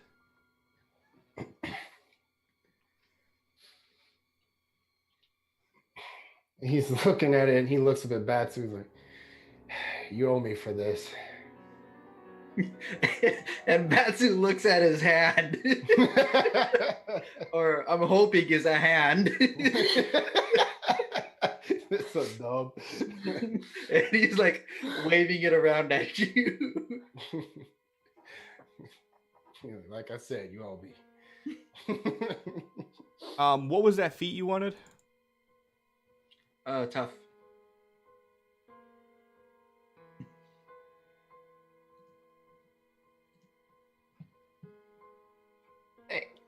I will be back momentarily. All right. And did that actually work? Yes, it did. Perfect. Okay. Make sure you subtract 2,500 gold. Oh yeah. I'm watching you. Don't be doing no funny shit either. All right. So yeah. So what's your guys' plan? Are you guys plan on like setting up camp? Yeah, I'm gonna set up camp because everyone's exhausted, been through a lot, and haven't had much rest. All right.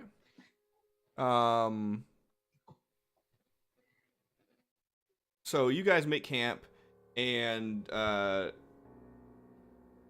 Vardrak, you set this fire for the bonfire, and everybody pretty much like just collapses around it. Like you guys really don't even worry about doing bed rolls and shit for the most part. And by the time you guys wake up, it's still dark out. By your guys' best guess, it's probably early in the morning, probably 3 or 4 a.m. Everybody go ahead and give me a perception.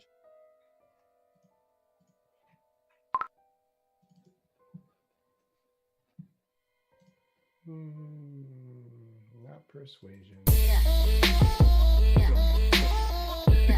love this fucking raid sound. You wake up and there's raid going. I really need to do something for raids in game. Sneaky Page, thank you so much for the raid. Oh, Path of Exile was great. Everybody coming in for Sneaky Page's channel. Hi, my name's Cliff. You caught me in the middle of our weekly Dungeons & Dragons game, Adventures from Amethil, which is a completely interactive Dungeons & Dragons game that you guys can make things happen. Actually, you know what? Here, let me do this, just because I have nothing prepared.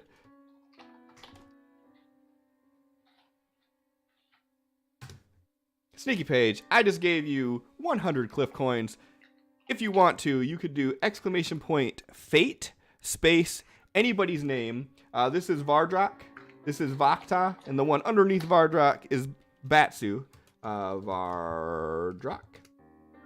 Vakta. Batsu. So go ahead and type in Fate and then one of their names, and it will roll on the table of fate.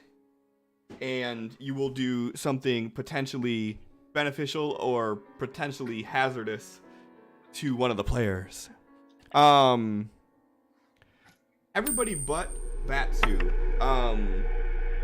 As you guys wake up, you kind of hear this motion, like movement, and as you look at the campfire, it almost looks like it's in the shape of a person sitting with their legs crossed and like tucked into a ball.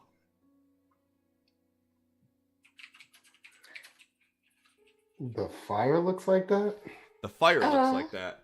And Vakta, as you feel the effects of that feebleness, wearing in on you as you slept, you didn't really fully shake the feeling. So as you wake up, you're kind of sore, which you can only assume was from that battle. And you take 17 points of damage. But It's fine. you and Vardrak both notice, like I said, this fire, it almost looks like a person like sitting with their legs crossed, tucked into a ball, but it's a flame.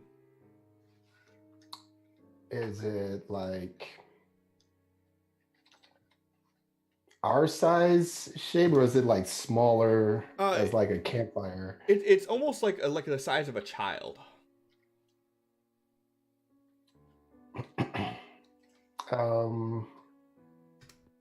Vardrak's gonna squint and then he's gonna get closer, like right up to it to examine it. Of course, you would get right up close to fire after falling in lava. I mean, as you get closer to it, like that's what your mind keeps telling you it looks like, but it's just a campfire. He goes. The flames just flicker. Still looks like that? Still looks like that, yeah. Like, I mean, like, you almost feel like your mind's playing a trick on you. Like maybe it's because you fell into that lava and, you know, with your body trying to heal, like you're not really processing things like you normally would, but like it looks like it's a child curled up in a ball. He's gonna look around and see if anyone else sees this. You see that Vakta's kind of looking at it with a suspicious eye as well.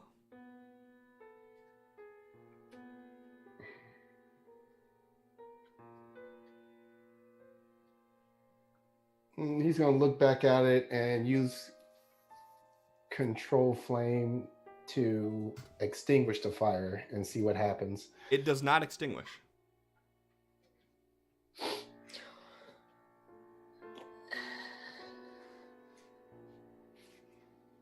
He's going the to flame like flickers a little bit, like it's going out, and then it just reignites.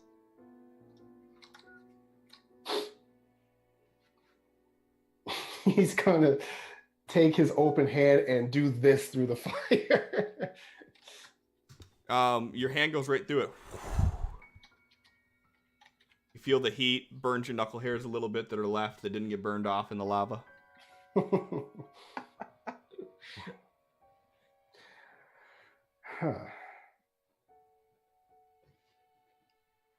And he looks back at Vakta and shrugs.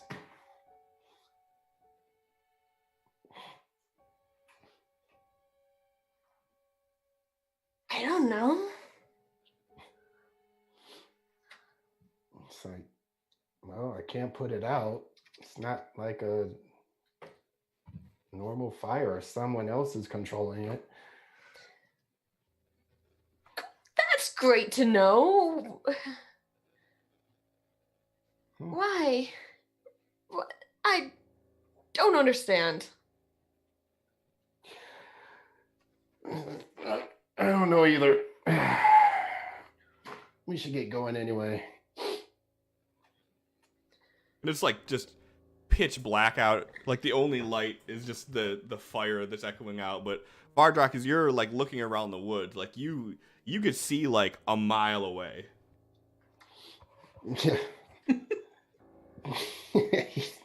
Does he just think it's daylight? I mean, give me a give me a no, you don't think it's daylight. You know it's night, but for some reason your night vision is super acute right now.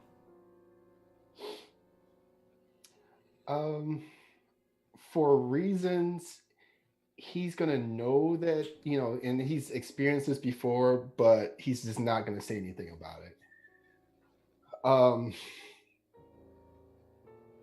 He's like, well, if let's get going. This can be another thing that's not our problem. I want to get this stuff back to Donovan and get back to town.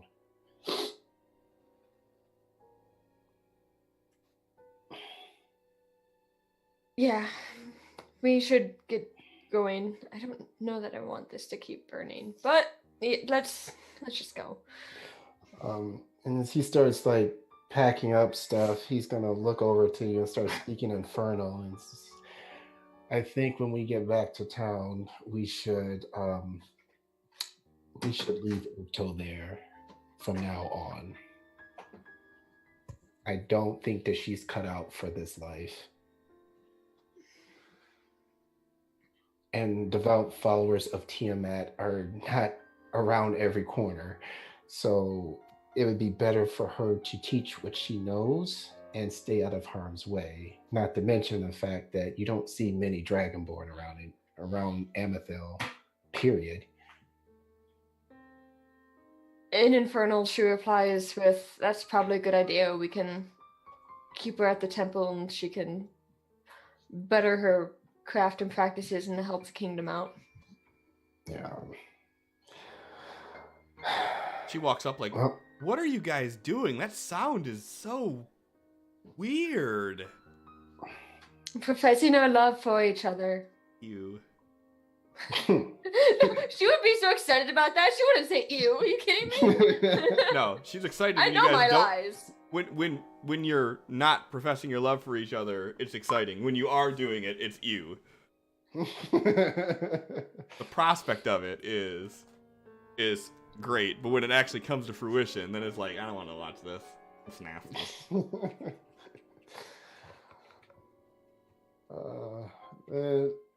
And finish packing up, get mounted up, and get ready to start heading back south. Matsu, what are you doing during this whole debacle? Well, can you take the Dragonborn persona off of me? Because he wouldn't stay in that long. No. All right. Oh, and Cliff, the ring gets back 3 charges, and he hands it back to Doctor. Okay. He is got his horse ready that he's riding, and he's just out in the woods right now doing like pull-ups on a tree. Naked. No. No. Naked pull-ups. He's like, I can make anything change.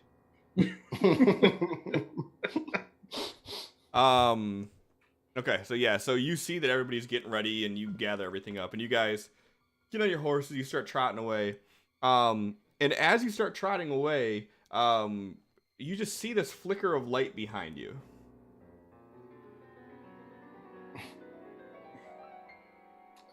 Vardrak's gonna look back.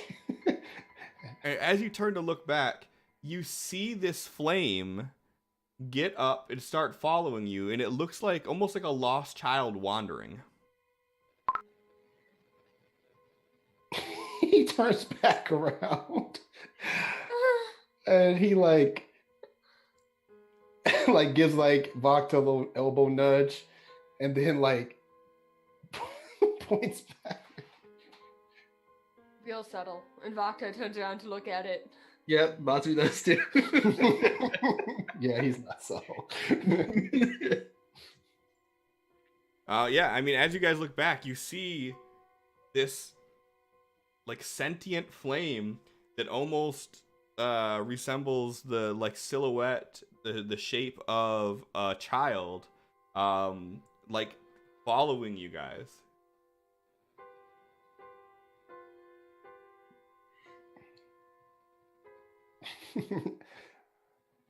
Vardrak looks down at Asha, and then she like kind of gives a nod, and then she starts riding faster. Oh, okay, we're going. Let's go. Okay. Yeah, so I mean, you see that this thing is still following, and then after a short ways down, you pull so far away from the little legs of this thing that it just kind of disappears over the horizon. When it seems like they're a good distance away, you'll slow back down to a regular traveling pace, so don't exhaust the horses or anything. Yeah. So you guys continue through, and it takes you, a little bit more than 3 days, to get back to the city finally. Along the way, you notice that it's pretty quiet. There's like no one traveling, the path. Most of the fires that were lit on the way there have pretty much died down. And you guys are walking through this charred land of just trees with no leaves, blackened by the flames. Um, the sky has almost like an eerie orange aura to it, and you just have the strong smell of the burnt leaves, the burnt grass. And after a day or so of traveling, you start getting back into area where the leaves are just, kissed from the flames, and they've kind of died from the heat, but it almost looks like it's an autumn bloom. And then as you get further on, you get to the green trees. And like I said, after about 3 days, you guys finally make it back home. Okay, so along the way, at the first rest, want to do some aerobics. Aerobics. Aerobics. Okay. Go ahead and give me a skill check for your aerobics, please. Bam. And I thought there was a 10 at first, but and that doesn't work. So you get like almost with like arrogant determination at the fact of how like burned you were, and how fresh the wounds still are. You still are doing what you can to hold your breath, and you're still doing the exercises with the weighted boots, and everything that you've been doing has been with this weighted equipment on, which might even explain why you didn't get across the lava like you thought you would. And after that first night of training, despite all of the things that happened, you just feel just this new level of endurance. You could feel yourself strengthening. You can feel as the wounds are healing themselves, and you gain yourself 1 whole point there of Constitution. Guy. And you would not be able to train further into it until you get more equipment. Right. Would I be able to attempt to like repair some of the damage on his armor? If he'll let you.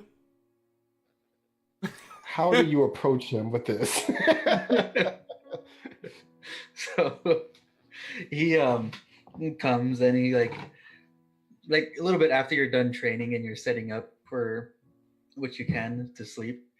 He like comes, sits down next to you, pulls out this bag. He starts pulling out equipment, and he's like, "You said I owe you, right?"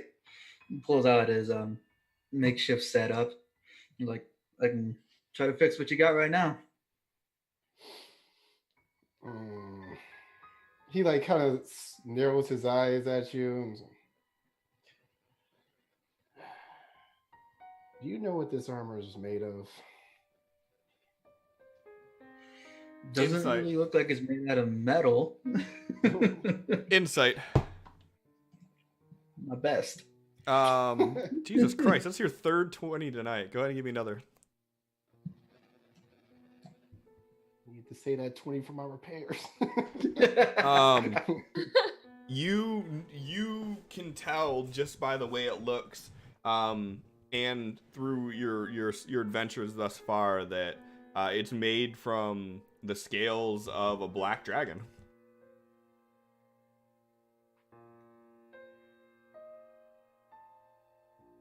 And he like drops his equipment. He's like, "I don't have to. You said I owe you. I was trying to." He's like, well, do you? Do you know what this is? Scales, big scales, dragon size. Broderick's kind of nods his head. Okay. Well, it was pieced together and crafted by a man I respected at my old temple. And this is really, really priceless to me. Are you confident that you can repair it without causing any further damage? So if I roll a 1 on this, what happens? Like before Batsu answers this. You'll have to find out. Ah, Yeah. Broderick looks for a little bit, looks down his armor. Give me a Looks back persuasion at- roll. Can I give you a deception? 'Cause I have no idea if I would be able to do this. Sure, that works. All right. not gonna end well for Versus my own deception, or Probably your persuasion, or I'm sorry, perception, to see if you could tell if he's bluffing you or not. got this. He seems confident that he would be able to do this. All right. He starts carefully taking it off. What the fuck? Bacta, you can see that, like, it looks to you like he's bluffing. You don't know for sure how. You can't gauge how confident he really feels about it, but you definitely can tell that he is putting on a face that he is far more confident than he is. But Vajrak looks like he believes him. Yes, He's already taken he's off already his armor. yeah he's doffing already. I'm gonna let it happen. Okay. Oh. So you hand him your armor, and he pulls up this log, and he puts the armor over top of it, and he begins hammering out some of the dents. Go ahead and give me a and you never put on your other persona, so without your divergent persona, go ahead and give me a smithy tool check. All right, now let's re-roll that with 2 player points. Okay.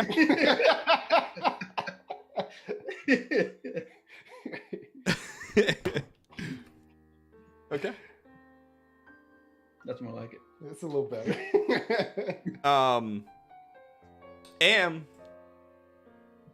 Bonus, if you want, I'll let you get more experience into blacksmithy. Do you have proficiency in leather working tools? You should, right? Or not proficiency, but you have the leather working tools. Mm-hmm. He threw it in with the Yeah, that was all stuff. part of your kit. If you want to, for extra experience in blacksmithing, you can attempt to repair his leather stitching. Okay. Doing it. Did it.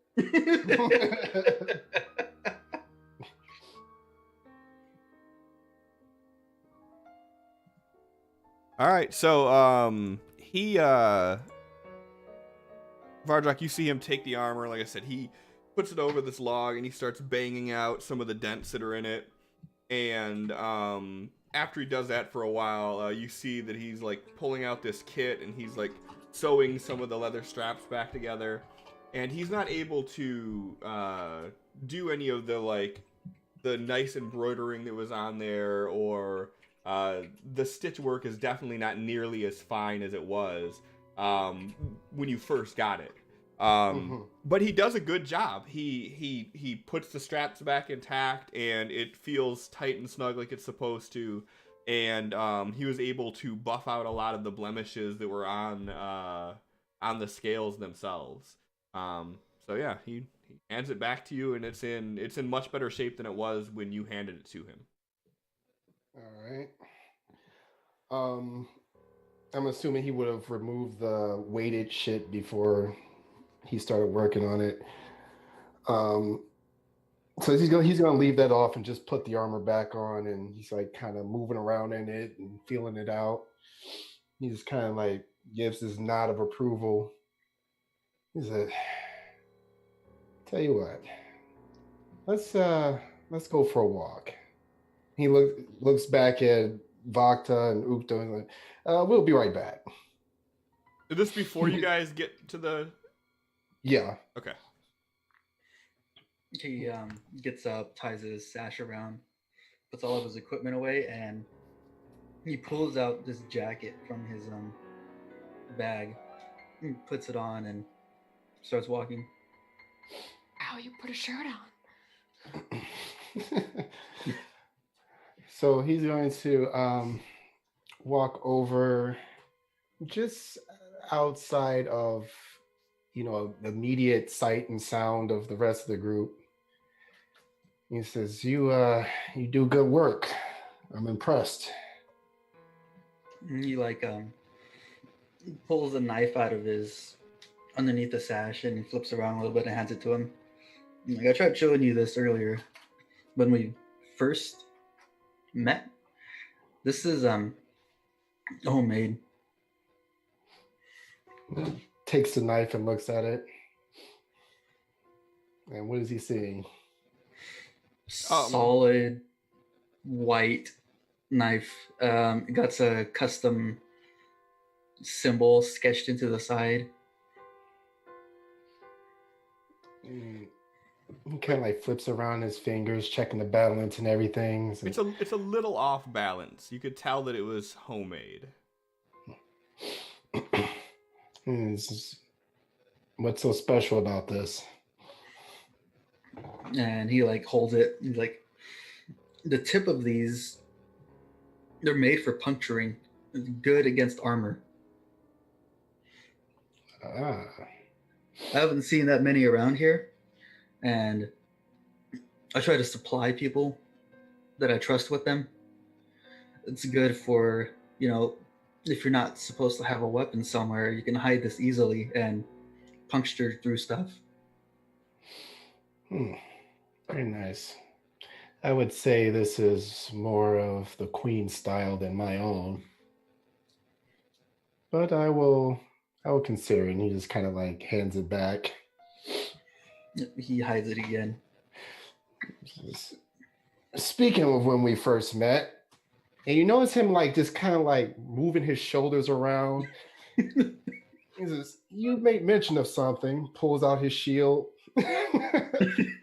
Said, "You believe you can take me," pulls out his hammer, flips it around. He says, "And I need to test out this new armor. Well, your newly repaired armor. So, let's see it." So, we're using weapons. It's a friendly dueling session. Yeah, he takes out his knife. I've never done a straight up duel with a weapon. It's always, fist fights. However you want to do it. You guys go ahead and roll initiative.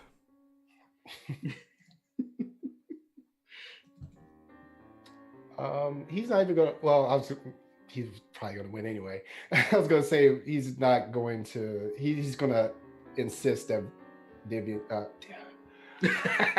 Batsu. Put $1 in the jar. Dead. Goes Put $1 in the first. jar. Vivian's dead. There's $1 in the Vivian jar. Things filling up. Yeah, he just kind of like makes like a waving motion with his shield for him to come at him. I need you to roll initiative though. All right. And Vakta, I need you to roll initiative too. Hi. I'm not even there. I know.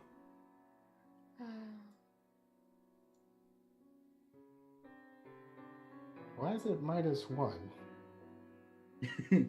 Your crippled thing. Yeah, you get -1 to like everything because of that fucking. Oh, can we say Ukto took care of that along the way? Nah. Really? Yeah, it's more fun this way. Because I forgot about it. Vardrock forgot about this screeching pain in his side, and Nah. You didn't you really Vardrock hasn't really paid much attention to it.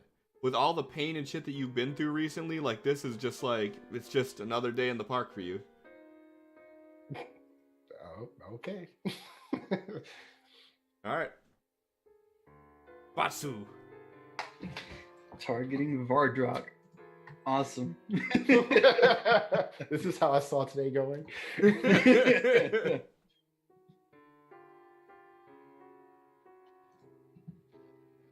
Oh, that is. I'm pretty sure that is a miss. Yeah, it's a miss. That's also a miss. Oh my. Okay.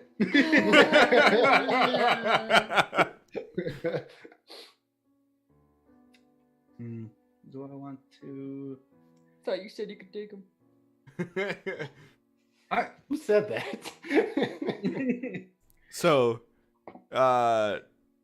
he comes at you with a couple of quick jabs with this Tonto, and you're able to sidestep him. I thought you were able to use that patient defense only if you connected with an attack. Is that a different thing? Patient defense. Patient defense is just a bonus I can do. Ah, The thing I could do if I connect is, let me see what's agile parry. That's the one. Gotcha. All right, so he's just kind of, dodging out of the way, and then he turns his hammer sideways and goes for a swing. Wait, what the fuck? Hold on. Yep. Nope, that's supposed to be like that. Okay. Oh, I thought it rolled twice. No, it rolled a disadvantage because of his agile defense. All right. Yeah, and that's a miss. Yep. And then he's going to take his second attack.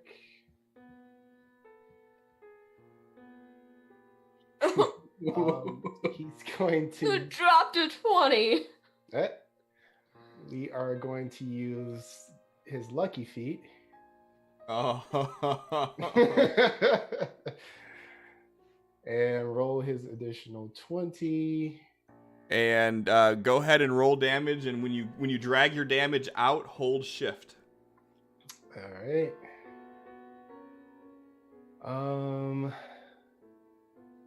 Do that.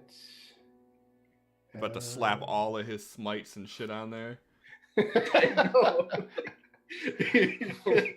Well, since you asked for it. He's gonna, Oh god. he's gonna pull out a severed elephant dick and just beat you with it. You don't even know where he pulled it from. You guys have never fought an elephant together. Don't matter. He's been holding on to It it. might help us. All right, so he's got that. Wait, whoops, wrong. Oh, whoa, wait. Undo that. That's the wrong one. That's the wrong hammer. Girl. Sorry. Hold on, I'm about to put this back It's the wrong hammer. on. Okay, so that. I think that's coming at me with a life cutter. No. Could you imagine? Jesus Christ. If John planned on doing this with the life cutter, I would have had a talk with you before this match. Yeah. Like, so about that second character. I've been like, just run, bitch, run. Okay, so I have to roll that separately, I think, for the smoldering. Okay. All right. So, Make sure you hold shift when you drag the die out. okay. So hold shift, grabbing the right hammer. One, two. All right. So 1, 2, 3, 4. That's one too many. Just click on the map somewhere and it'll erase it. All right.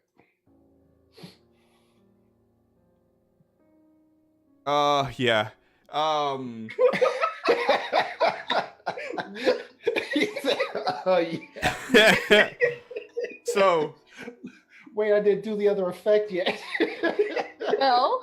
So, Batsu, you come in for a couple of jabs, and he holds up his shield. You connect with his shield on the second one, and as soon as you pull back, he swings with all his might. He connects right on the side of your head, and you just see like almost a chromatic aberration as the colors kind of split for a second, and then it just goes black.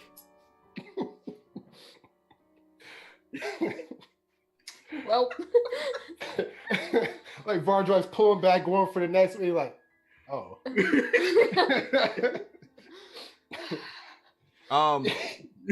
And Shield away. Oh, go ahead. No, go ahead. You're good. He puts his shield away, holsters his hammer. He like grabs Batsu by the leg and starts dragging him. Vakta. He's walking. Oh, go ahead. Vakta, give me a perception check. Go ahead. Finish what you're saying, John. As he's walking, he's going to use 5 of his lay on hands. Which I don't think we had a chance to fix this, Cliff, so I think it's only do 10. That's fine. Well, no, you just click it multiple times. That's how it's supposed to be. Well, right now it's supposed to do increments of 5, and right now every time I click it does 10. Oh, I gotcha. Why did it change? What did you do from the beginning? Well, no, I fixed it and it was working, and then it stopped working. I don't know. It says effects +5. Yeah, I don't know why it does. You must have something on, because yeah, it's only giving 5 healing. Yeah, maybe. 5 healing, 5. Yeah, that's all it's doing is 5 healing. So okay. You have something on that's doing it. So that's correct. It is supposed to be 10 right now. So go ahead and do that. Okay. It's only gonna count as 5 points out of your bucket. Okay. So yeah, he'll give that to Batsu and then like sits him upright. Oh, your blessed warhammer is what's doing it. So it's not supposed to do that because the blessed warhammer is supposed to be yourself only. Yeah. So I will fix that. Okay. He sits Batsu up, goes in his bag, and he's got like a little alcohol he stored away in a flask, and he pours 2 and hands one to Batsu and says, "Drink this, it'll make you feel better." He's like holding his fucking head. He just fucking downs the shot. He's like, "Next time we do it in my arena." No weapons, just mano y mano. Well, fair enough. Are you guys still outside of the city? Yeah, we're just sitting just in a spot in the woods right now. Yep, and I'm still back with like Ukto somewhere. Just Yeah. So you guys are probably still a little bit of distance away from the city then. And he like takes his shot and he starts pouring another, and he's like,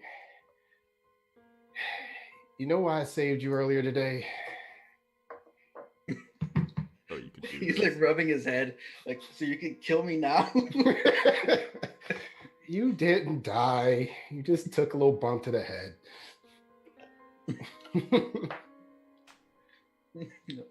Ah.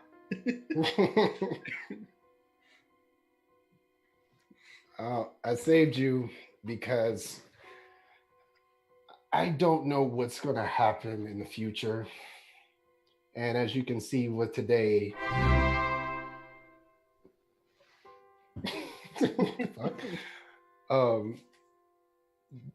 we can't go day by day assuming that we're going to see tomorrow, especially in the line of work that we're in. Yep, I am not used to this, and you guys are crazy.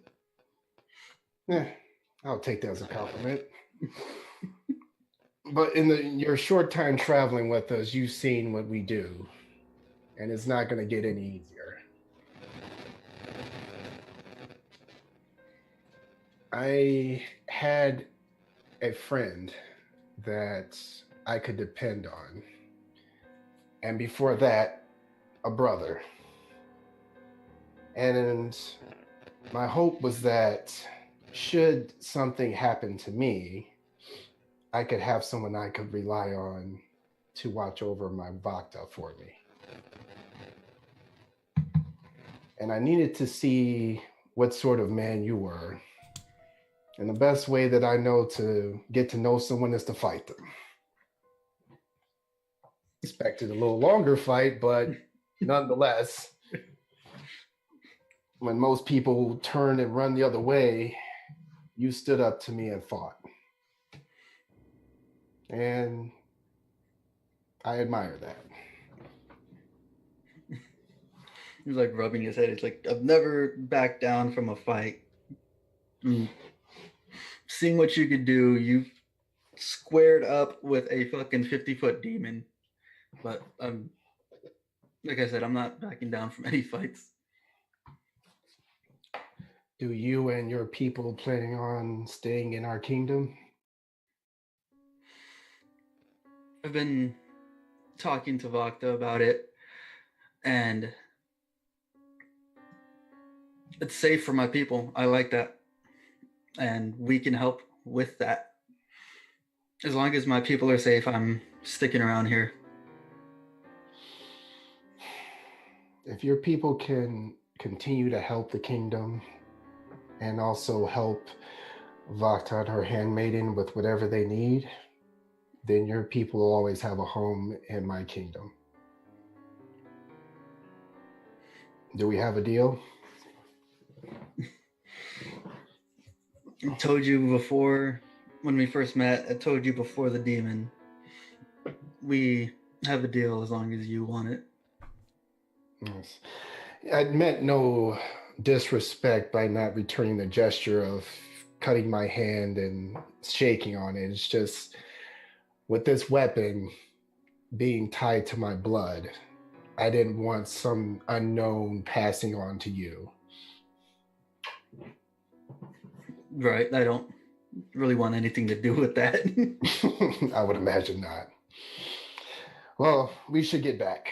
He slaps you on the shoulder and gets up and starts walking back. He's still sitting there and like pulling some food and stuff from his bag and just sitting there and starts eating it. He sees 3 Vardroks walking away. Actually, with that, give me a Constitution check. Me or him? Him. Okay. Yeah, I figured it was me. Just Mr. One Shot Down. Yeah, see, you got my health too. you got a nice fucking lump on the side of your head. Like, if anybody were to see you, like, it is a noticeable, like, softball size knot on the side of your head. Kind of like shape-shift it away. You try, but every shape that you shift into has that knot. Has a knot. God. He like dusts off his jacket. He's like, my fucking favorite jacket, and he puts his hood up. He goes back into camp. So you guys gather back together. You meet up with Vakta and Ukto. And Vakta, you immediately notice this giant welt on the side of his head. Like, he's got his hood up, but like anytime he turns, like you could see this goiter.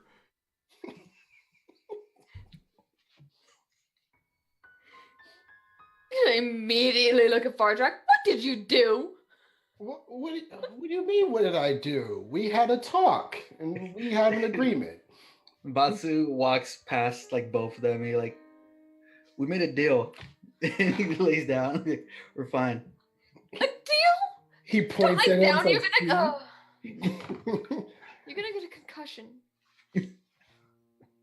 there might have been a mishap in the forest. He's fine. He said he's fine. Oh my god. He's like, just laying there. He's like, I'm gonna get him back. Don't worry. Round 1 goes to him.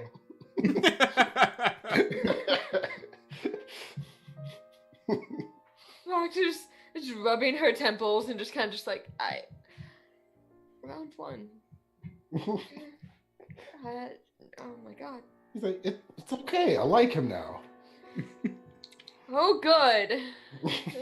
Yeah, that's what I said. Oh. He's looking very proud of himself. She just immediately goes back to like just rubbing her temples. Just, oh my god. The two of you are somehow going to be the death of me. If I didn't already have gray hair, I'd say you're gonna give me gray hair. Your hair is wonderful. It's gonna go white because of you. Oh, when he's done taking a fiver, we should get going. You shouldn't let him sleep right now. Good question. Like, we shouldn't be letting him sleep right now. Why not? I don't get it.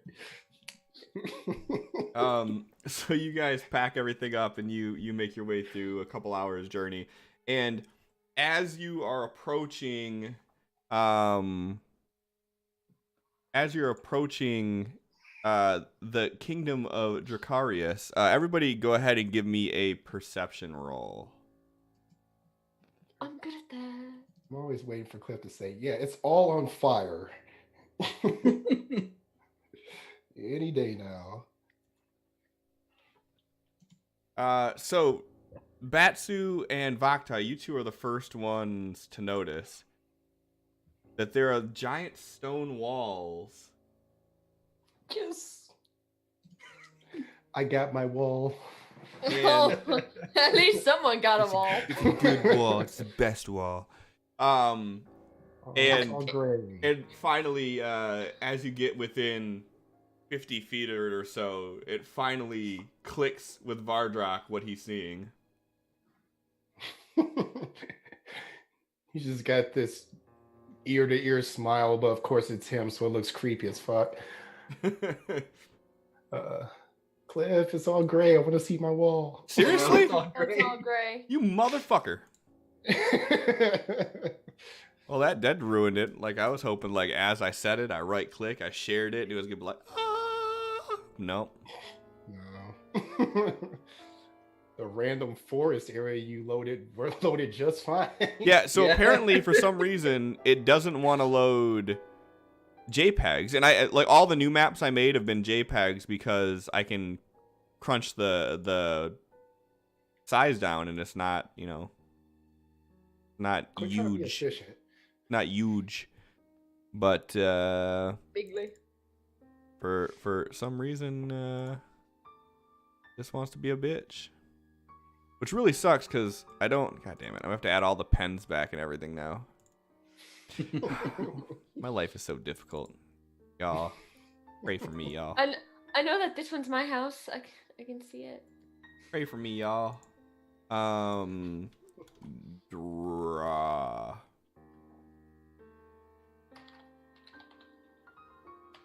All right, because everything I do is flawless. There were no mistakes. This happened first try. Yep, that's the way I remember it. I like to hear. Did it load this time, or is it still loading? Okay. Yeah. There we go. So, as you guys are Wall. approaching, you notice that there are walls. Yeah.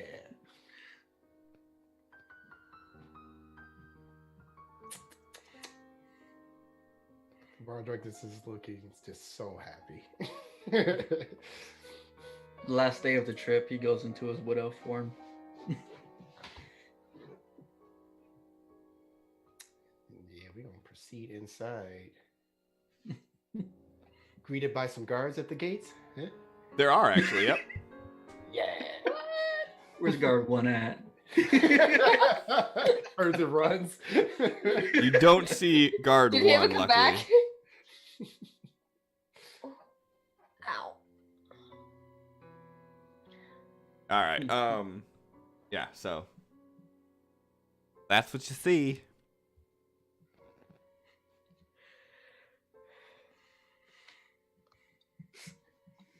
So like, you guys are free to do whatever the fuck you want to do. Don't rely on me now. It's all you. I'm still targeting Vardor. Bet you won't hit him. A house. And Cliff, in our travels down, we didn't see anything that looked like where Donovan was setting up his new lair. No, you have not seen anything nor heard anything from Donovan. Okay. So, yeah, gonna head straight for the treasury, wherever that might be. Wish I had some pins, not calling anybody out. Hey, I got a neat idea.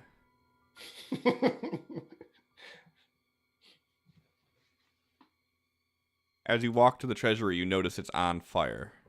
I'm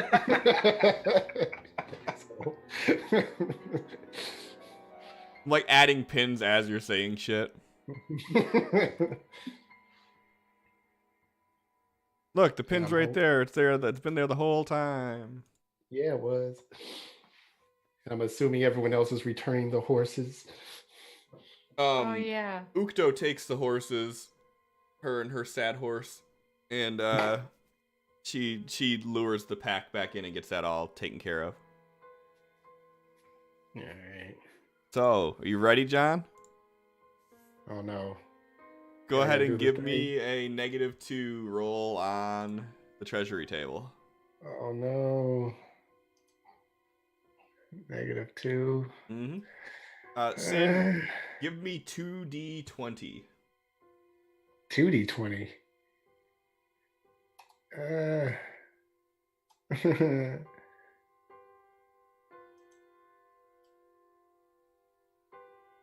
I mean, that looks pretty good to me. Wait, no. Hold on. You are supposed to roll it with a -2 just once. Sin is supposed to give me 2d20. Oh. What? Two separate things. John, you have to roll it -2 modifier. Yeah, I clicked it. It's even still highlighted as a -2. Roll the table one more time. I guess I have to do the adjustment. Yeah. Don't do it on the table itself. It's kind of wonky. So at the bottom left, do -2, and then roll once on your thing. Okay. Ooh, that is horrible. Yes, it is. Yes! Yeah, go Fartra. Yes! Why did I not do the -2 though? I don't know. It was in there, -2 modifier. I mean, nah, it ain't. So that's a 18, which is still phenomenal. Yes. So as you're walking back up, Zoomer greets you, and he's like, "There's so much that I need to tell you that's been happening since you've been gone. They finally finished the walls up just a day and a half ago. I immediately had them start working on the castle," and he starts like walking like in this direction, and he's like ushering for you to follow him. And he walks you kind of through the city. And he walks you towards this path, and you see like there's this path. It's just like a wheel cart path. It isn't officially carved out or anything, but you could see where the grass has been trampled. And he kind of like points out with his hand and like ushers your eyes. And as you look over, you see the framework of this large building being built. They're laying the stone of it, and you see there's these two huge piles of stone, followed by piles of logs, and then there's hand carts everywhere, and you can see that there's a group of workers that are actively like laying the foundation for this right now. This is excellent. And This is with coming along nicely. yes, it definitely is, and with the promise of the dragon protecting us, we've noticed an increase in morale and a boost in production, and we were able to make 100% of our estimated profits. Glad to see that had the impact on everyone that I was hoping it would. I know some of them remembered when the dragon came through last time, so Yes, they took a little bit more coaxing than some of the others, but in the end, we made more this week than we have in a long time. We brought in a little bit under 560 platinum. Excellent. And we bring he like shows one of the heavy bags that is like hanging off of Asha's side. He's like, we have plenty more funding to put into the treasury too, so that should help out as well. And he like kind of looks at it like, is this going towards us? I thought that was... There's some that is ours, and then the rest is the dragon. So most of this is still going to the dragon. How much do you want me to set aside for the city? Well, let's just put it all in the treasury, and then you figure out that stuff. You're doing a great job. I don't. Yeah. How much are you giving him? He would have purposely tried to keep like the loot that they took off of the gnolls separate. Okay, yeah, I figured that. Yeah. So he's gonna give all of his cut minus maybe 50 gold. You don't want to keep like possibly like... Oh, you don't have enough, do you? I'm about to say 6 grand on you.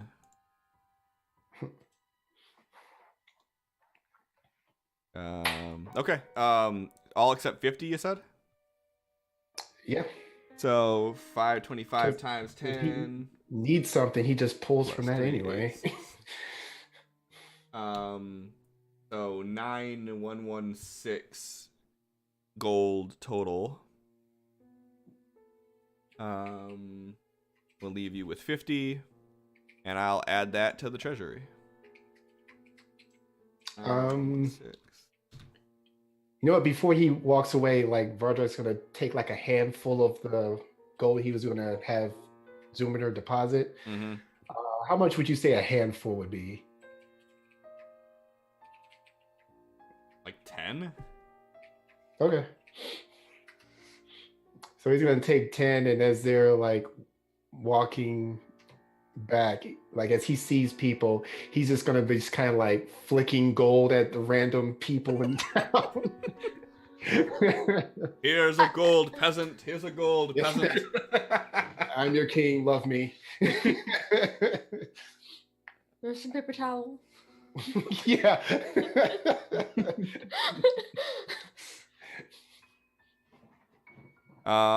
It's well received too. I mean, people are like happy to see you back, and then you throwing the money just kind of adds to that. Sin. You had contacts trying to do a job. Oh. You had 2 contacts that were out trying to do a job. What was the job they were trying to do?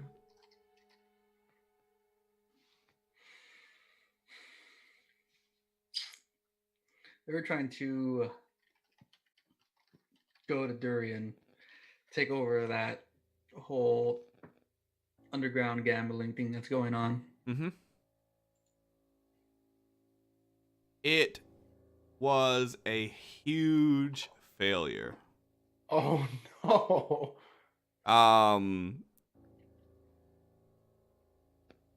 Your who was the one that was there? It was Ace and Wild, right? Yeah. So Ace almost died, and if it wasn't for Dante's intervention, he surely would have been dead. And they just barely managed to escape the Queen's Guard and make it out of the city.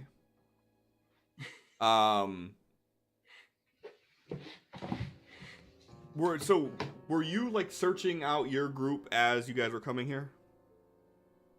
Yeah. Okay. So as you see them, you see you see that Ace is pretty beat up, and like he's sitting there and he's got a black eye and his face is bruised. And they're kind of just joking around, and as you like walk up, and they kind of look at you, he's like, it didn't go so well.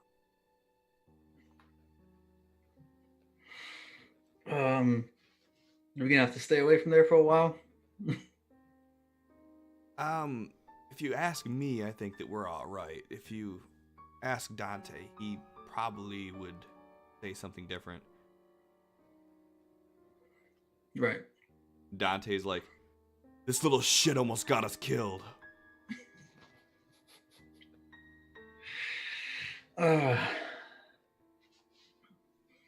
Well, did you manage to get anything? He's like, we got this. And he points over to this guy that's standing there in this robe. And as he pulls the robe back, you recognize him as another member of the group that you hadn't seen in a while.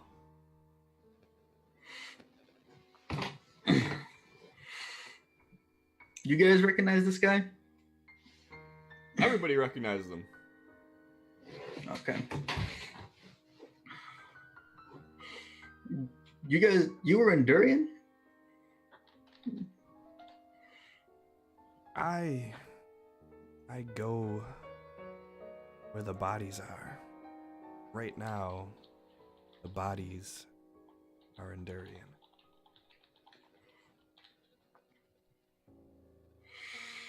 But these Right. two caused quite the commotion.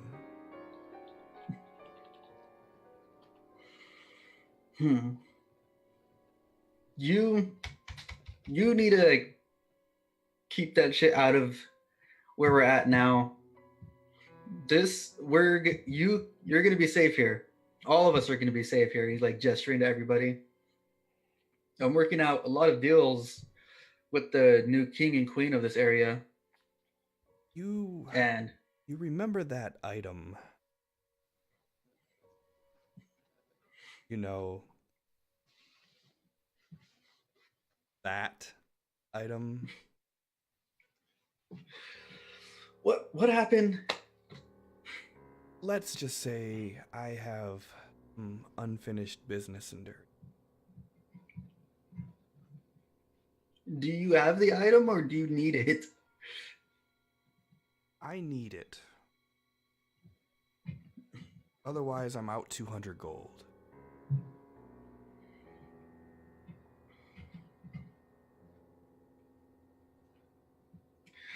I'll loan you it. I'm getting the item back.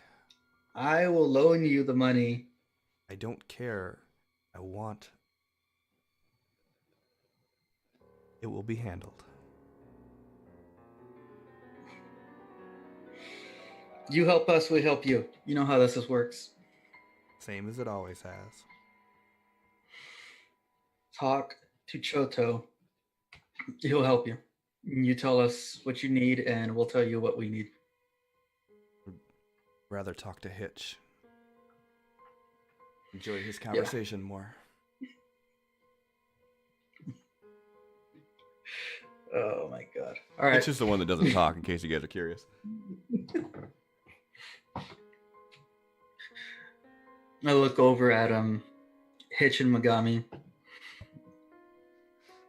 How did the sleeping go? Did you make any kind of contact or same old shit? It's not that easy. You don't have control like that.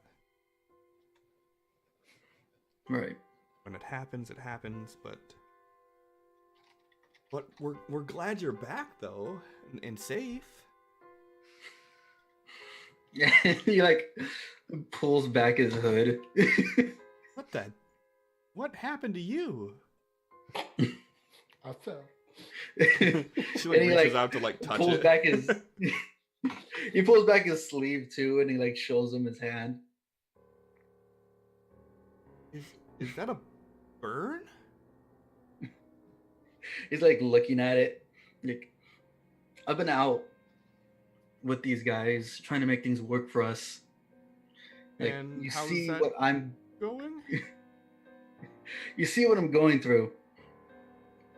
Please try to make this work too. I okay. We haven't given up. It just hasn't happened. And he like walks over and puts his forehead against hers and pulls her closer. Like, just stay safe. I don't want this thing to start troubling you again. He smiles. Gonna be fine. And he gets up and starts walking out and looks back. Everyone except Choto. And you need to talk with him. Everyone follow me. Everybody just kind of And shrugs and taking him to Vakta's house. So you're leaving Choto and Rakar back? Yeah. Okay. So Vakta, what were you doing? As I'm walking out though, I'm like pointing to my ear to Choto. Oh, okay. Is my lovely handmaiden back yet? She is not. Fuck. She's not there right now. I'm gonna go at... Zuminer met her, right? Yep. I'm gonna go at Zuminer if you've seen her around. We're walking to her house anyway, Cliff. So Yeah, that's perfect. So I mean, as you walk out the door, you see Zuminer and Vardrak walking towards you, and they're engaged in conversation already. I'm gonna wait for a lull in their conversation and just be like, "Hi, nice to see you again. Oh, Have hi, you you too. Have you seen my handmaiden anywhere? Your handmaiden? I'm looking at my notes because I can't remember her name offhand. She, the one who came to my house and was staying there. The little blonde, yeah. Yes. Yeah, she was gone for a few days, and then she came back, and she said something about she had information about a gig or a job or something to that effect, and that she'd be back in a few nights. And that was 2 days ago, I think. Okay, so hopefully she'll be back soon. I mean, while she was Well, here... thank you. Oh, yeah, you're welcome. While she was here, she made her rounds. Every time she's here, she visits basically everybody and every building, and she makes her presence known, so...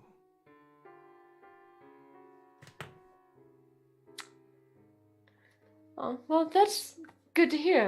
I'm happy to hear that. Thank you. And, Bardock, is there anything else you need of me? The celebration. I've lost track of how many days. I hope we haven't. I don't think we've been gone a full week, but should be a few more days out, right? No? Yes? We're 3 days from the date that you set. Okay, perfect. We got time to make sure everything's in order. Vakta, do you want to contribute to the treasury? I don't know that I actually had any. You did. Mm-hmm. Everybody did. You have 525... Yeah. Well, okay. All my platinum is going towards the treasury. I need none of that. Okay, that's 525, right? Yep. Go ahead and And zero I it out just- for me. Yep. And I'm gonna say 1,498 gold, which would make me have an even 3,000. I like even numbers. It's a thing, okay? All right. Is Batsu standing around? As you guys are talking, you see Batsu and his gang rolling up. He's like, ah, Batsu, you and your people care to make any donations to the town? As soon as he hears the name Batsu, he's just like, oh. Thought he's gonna flinch. Like, And he walks up. He's like, the name. Never mind. And he's like, you're the mayor here, right? he looks at Zoomer, looks back. This is the King Regent around here. Right. When I'm away, he's in charge. He had his hood up on the way over there. He puts the hood back. He looks around. Is there anyone around here, like actively around this area besides us? I mean, there's workers that are off in the distance finishing up the castle. There's people that are passing by. I mean, the town is in full effect. Okay. He gestures to the rest of the people to like kind of make a wall to his left. And he's like looking at Zoomer, and he drops his wood elf form, and he's just waiting for some kind of reaction. Zoomer's already seen you in your natural form. Oh, he didn't do the when I came back after that, when I left, I didn't know what had gone on. So he went through town with the changeling form? Yeah. Yeah, you never put on your divergent persona like one of the times that you talked to Zoomer, so yeah, he knows already. Okay.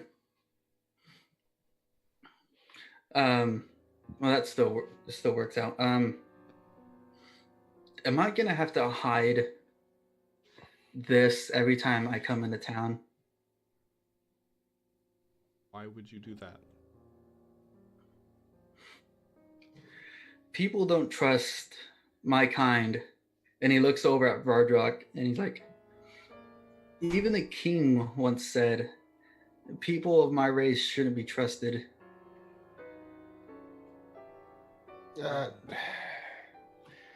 I said that I had heard that your people were not trusted. I didn't say I didn't trust you. I didn't trust you because I didn't know you. That's different. But no, that's one of our laws is that you're an intelligent person. You don't get treated any differently than anyone else. And besides, everyone here has seen you travel with King. No one in these walls are going to say anything. He like looks at the rest of the gang. He just gives them a nod, and they just like scatter around in a circle around us. We're all living in the tavern right now. Is how much effort, or would it be too much to ask if we all share a house? I can pay for it.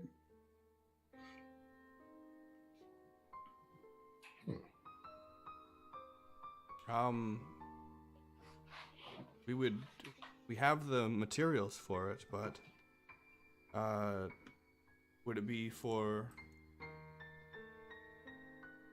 the 6 of you?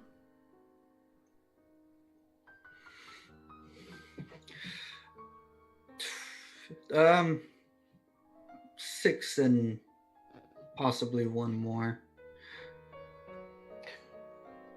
Well, we would have to make accommodations for a larger house if you all want to be housed together, but for around 3,500 gold, we should be able to get everything going for that. Vardrock puts up a hand and says, look, he points over to where the stronghold's being built, and says, that's being worked on right now. That's going to be our castle. Not as big and grand as in, say, Durian, but it's a start. And there's going to be more than enough room in there um, for you, your people, plus many others. Or, if you prefer, when the castle is finished and my things would be moved from my house, I would not mind you having my house. It has multiple rooms and bedrooms for everybody, Yes, exactly. and a basement. And Is it? all goes to plan. The keep should be finished by month's end.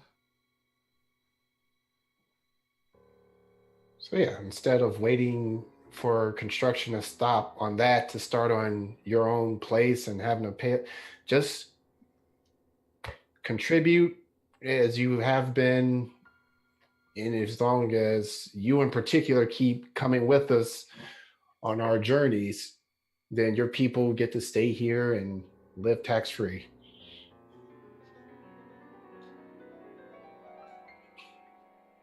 He like nudges Hitch too. He's like, see. All right, that works out. I don't think we're going to be staying in the castle, but the house, I'm pretty sure we would be fine there. Very well. I would assume you can move your stuff in as soon as Vakta gives you the okay. Well, we're all living off of bags right now. What's on us?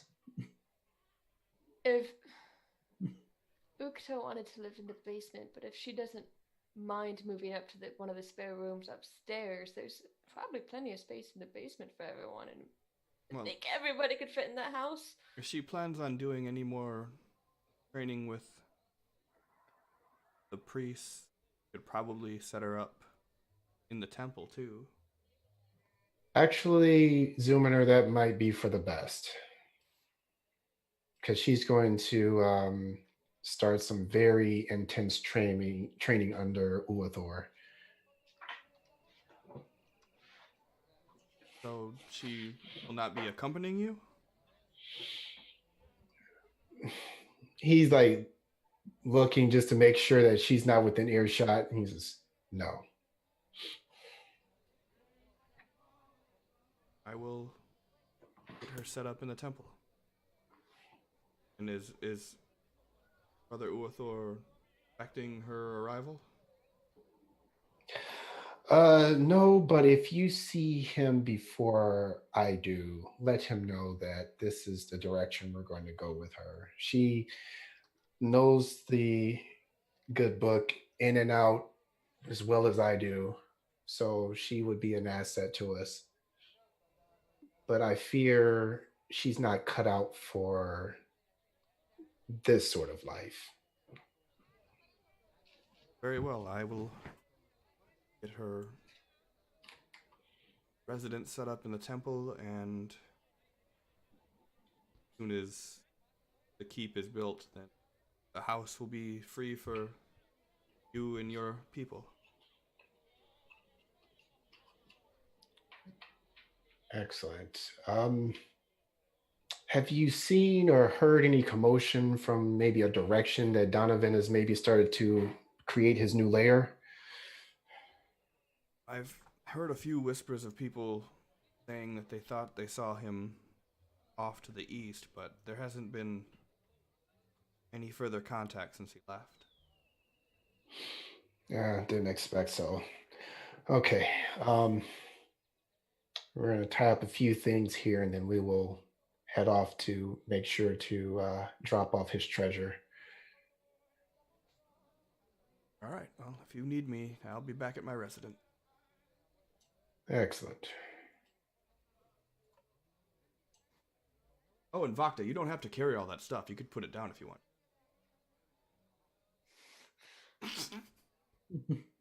Most of it is uncollected in my inventory. I'm not actually carrying it. But it won't leave my inventory. All those weapons are still in my inventory, but they're not equipped. I'm not carrying them. It's just empty. Yeah, I don't think it counts as your It doesn't count in my weight. So I'm not carrying it. Oh, that's cool. It does remove it. All right. That's fine. Yeah. All right, so he walks away, and you are all free to your own devices. Vakta, you said we could start moving stuff in now. Yeah, throw it in the basement. He's like, Sorry to shove you guys down there, but the nice bedroom's mine. don't worry about it. Hitch, go. No. Go try to get there. Just go wait in the tavern. You Kind of just gestures you like, what the fuck, and walks away.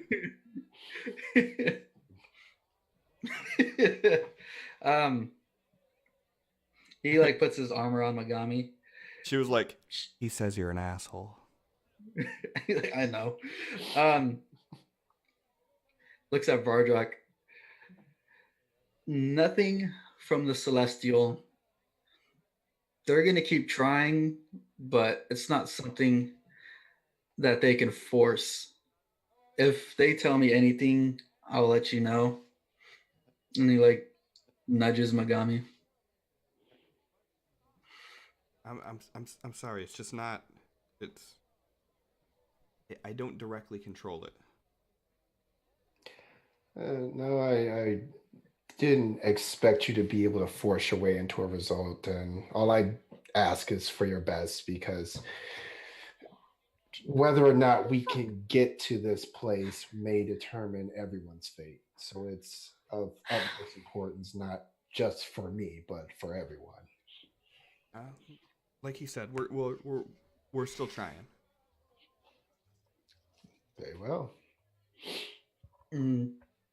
Looks at her like, you can go with Hitch. Tell them to pack up what they can. She like gives you a kiss on the cheek, and then she walks away. Ew, gross. And he like gestures for Ace and Wild to come. And he got his arm around Ace, and he can't really reach Dante. These You see this giant half orc walk up, not wearing any shirt or anything, like wearing bare minimal clothing. And he's sitting there, he's got like one eye that is like completely white with like, it almost looks like a scar, but it kind of looks like a diamond over his eye. And he's like picking his teeth with a dagger. And then you see this tiefling who's like got his hood up, but you could see that like his face is kind of badly bruised. How big is the half orc? He's a little bit taller than Vardrak. As he approaches, Vardrak kind of puff his chest up. Eyeball this guy. Who is this? he like nudges Dante. Like, the big guy's Dante. He's the one that keeps everything in check in the underground. I'm the one that makes sure that these little rascals don't die. And he like squeezes Shinu. Like, this is my person I need if I need anyone assassinated. He's just rubbing a shiner. And he like squeezes him tighter. He's like, he usually doesn't get into conflicts. It's supposed to be quick, one hit and done. It was. Voxer's just nodding, like, I get it. Been there. Yeah, it doesn't look like that went too well. No. Big guy at the bar. It's like a angry mule. Where was your big guy during this? He looks back at the half orc. Oh, I got him. Ah. It was just after he collided with his fist. And Vardruk just like kind of like steps up to him. He just kind of like just obviously measuring this guy up. Just kind of like nodding his head. He's just like looking at you like.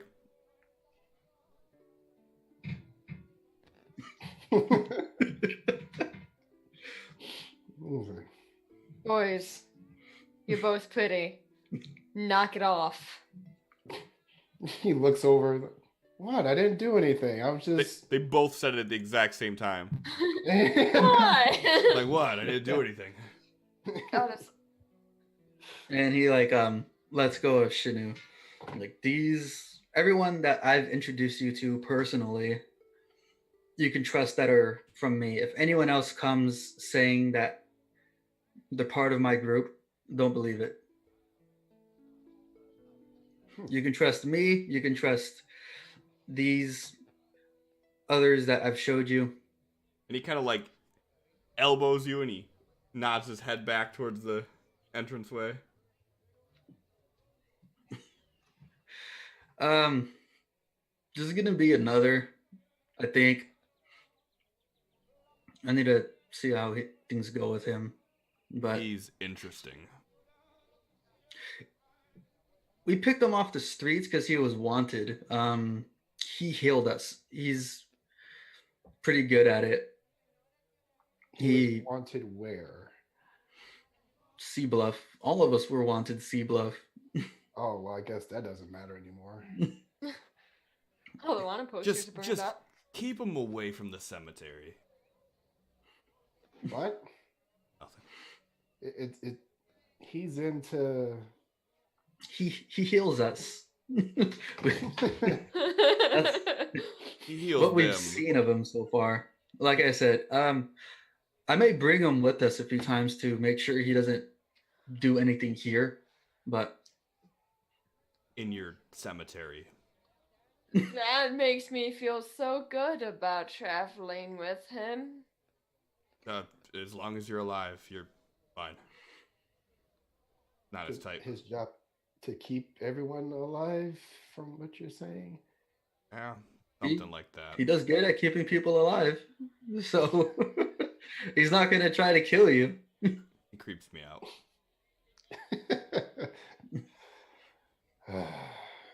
Well, do we expect that any of your people change skins like you do? Just my little brother, but he doesn't really do it.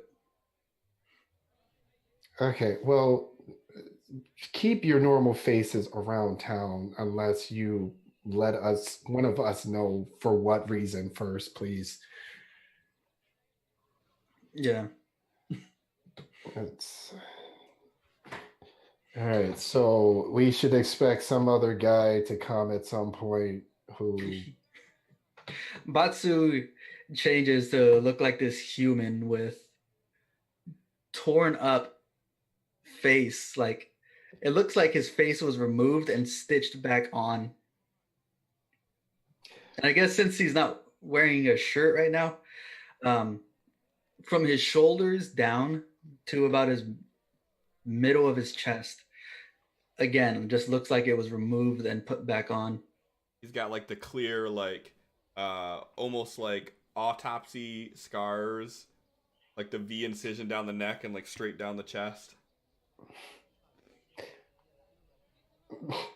Vardruk looks at this, looks at the big guy, looks at the tiefling. Dante doesn't even realize you did it, and he turns and looks at you, and he like shoves you away, like, ah, get out of here with that shit. Batsu pulls out a dagger and he's like waving it at him too. Are you gonna make me pull out the girl? He puts it back and he goes back into his normal form. That's how he looks. So. All right, so. Yeah, he looks like a $2 bag of shit. What's $1? Me to it. Well, Looks like a 2 copper bag of shit. I don't know Sure. that I pay 2 copper for a bag of shit. Yeah, it's a lot of shit you can buy with it. Well, look, as long as he's not doing anything in any graveyards around here, fine. But I'm going off of the word that you're vouching for him. If he does something crazy, it's on you. Dante like leans in like, you should let the priest know. Keep an eye out for that one. He like nudges Vardrog. Like, you guys like dragons. He was blessed or marked or something by a dragon. Yeah, and spit back out. Yeah, I will. I will check into that once he arrives. Oh, he's here already. He turns around and like points to the entrance, the southern exit. Well, why don't you bring him over? Why are we talking as if he's not even here? It's better this way. We're working out something with him, making sure he knows what's going on and what's going to happen if shit starts going down. All right, as long as he knows the law and abides by it. Dante, Shino, go start packing up. He like puts his hand around his neck. Come on, little guy. Get off me. No, I don't like that. Well, I don't know about you guys, but I feel like going out and pack and relaxing for a little bit before we go see Donovan. I wouldn't mind staying in bed for a couple hours, if that sounds nice. Yeah, and starts heading inside. And as you do, you hear a commotion from the southern gates, like almost on cue as he's talking about his friend who's over there. Like, Vogta and Vardra both just unanimously just lower their heads. Every time Bacchus like, bed, it's just... And roll for initiative. No, The king and queen's job's never done, right, honey? Like, elbows hurt. You see Batsu walking inside still. Starts walking over to the entrance. and as you get closer, you start hearing like voices talking. And you hear one of the guards like, I don't care what kind of a memo you got. You're not bringing that in here. Like, listen. I have note. It says that you're looking for great adventures. I have great adventures.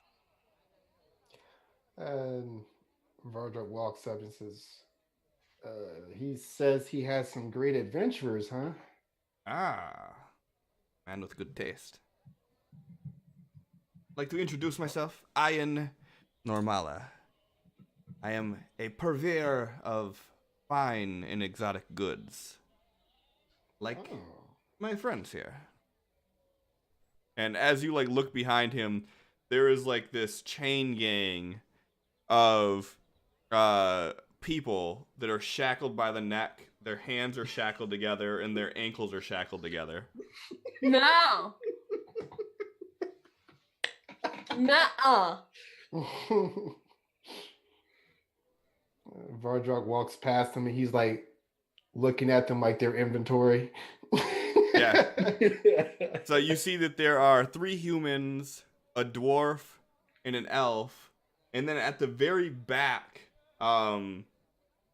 with an armed guard with a blade to his back, you see that there is this bugbear. And this bugbear is like towering over everybody in this line. And he has like 2 shackles on his ankles, like stacked on top of each other. And his arms are shackled at the elbow and at the wrist in front of his body like this. And like you're seeing like he's shuffling, like barely able to move, and like while everybody else is quiet in this line and just basically lost the will, this bugbear is just like going to town with this language you don't understand, just nonstop. He looks back at Vakta. What do you She think? looks livid at this, just like, what the fuck? And the guy walks up to you and he goes, "Ah, I see. You notice my prized possession."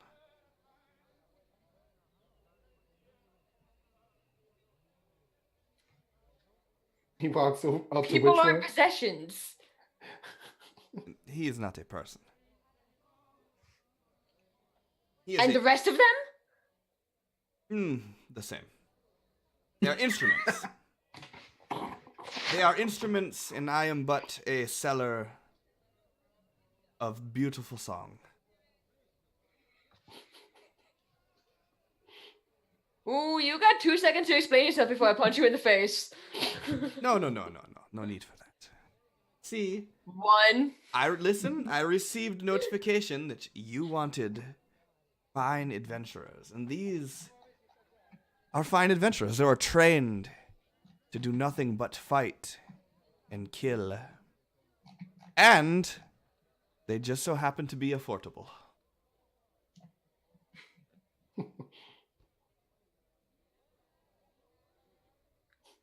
You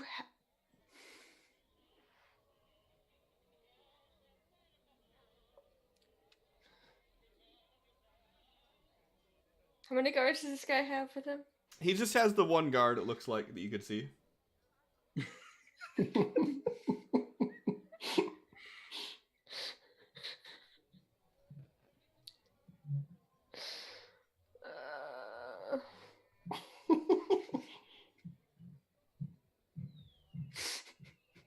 He's rolling a persuasion check. A terrible one.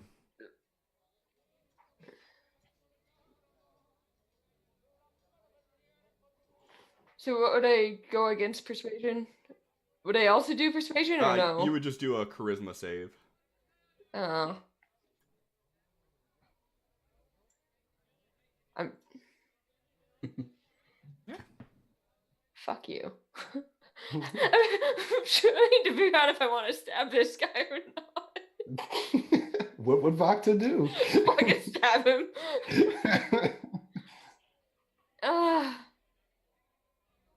He sees you pull out the tag and he's like, listen.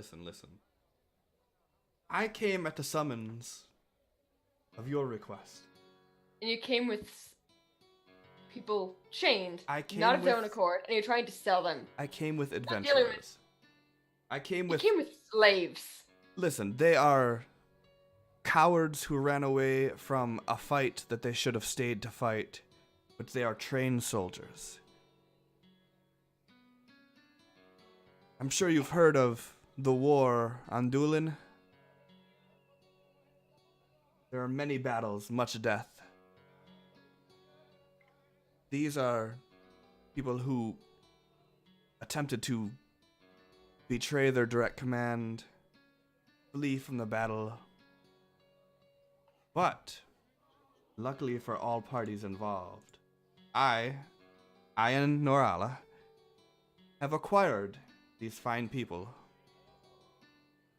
and am willing to part with them for a good price. The big one here? The big one knows nothing but death and war. Loyal to a fault.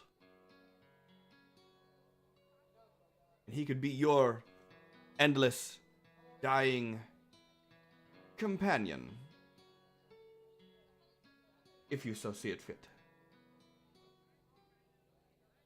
And he's looking at you, Vardrak, as he's saying this.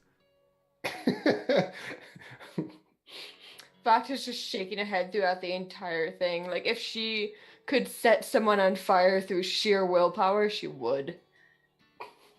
Wait, which one of us? Yes. It depends. Do you look like you're buying into it?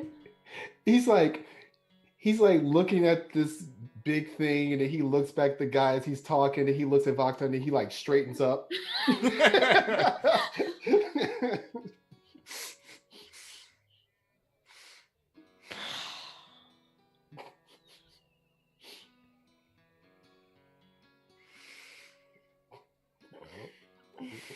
What do you think, honey?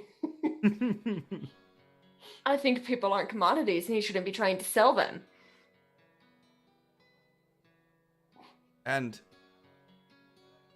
what of you? If you had someone who you put so much money into to train them and supply them and give them their living quarters and their meals, and then they betrayed you, what would you do?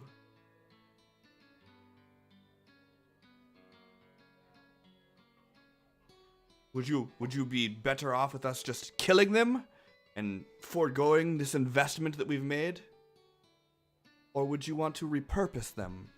Give them a chance for redemption? Could just let them live with their mistakes and let that guilt wear them down. Could let them live their own lives and just be out there.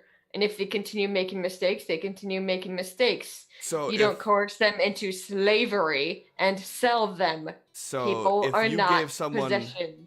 if you gave someone all of the opportunities in the world and they stabbed you in the back, you would just let them live on with their mistakes?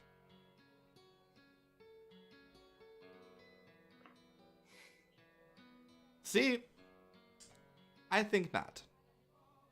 You look like the strong-willed type. You look like someone who, and he points at the dagger that you're brandishing, would not tolerate such treachery.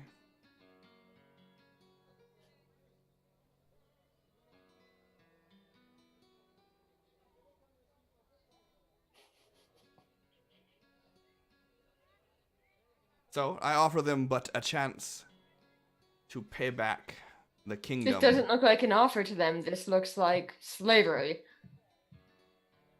How can they be slaves when they have dedicated their lives to us? All I am doing is giving them Vakta out. eyes their chains and just goes, "Yep, total willing dedication right there." They made their agreement long before it came to this. You don't pledge a lifelong commitment and then break it. Vakta's gonna just walk past the guy and walk up to any of the random people in line, not the bugbear, and just say, "Did you want this? Tell me your story." And they just kind of look at you, kind of got sorrow filling in their eyes. They don't say anything, though. She's whirling back around to stare at this guy and be like, "You're coming to my kingdom to try to sell slaves. I mean, no Not gonna offense, fucking put up with this." but if you do not want the commodities that I offer, I can leave. I am not within the walls of your kingdom. I am not here to offend. I am here answering the summons for adventurers, and I have but trained soldiers with me. But if you do not want it, that is fine. Come on, bring them with me. And they turn around and start marching away. Vardra's looking at Vakta. What are we doing? I want to kill him. Why don't you?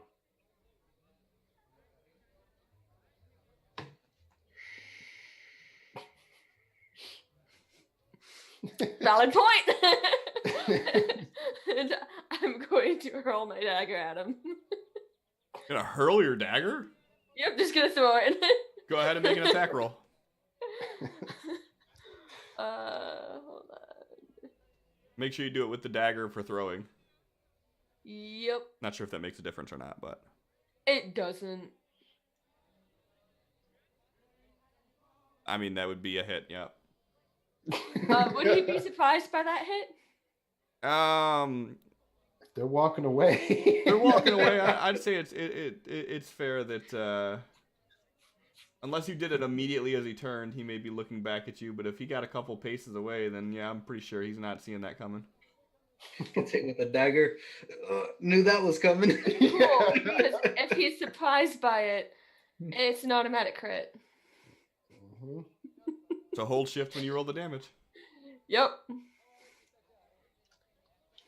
He explodes. He's fine. He's fine. Yeah, he gets hit. He's just like he like retches in pain and he spins around.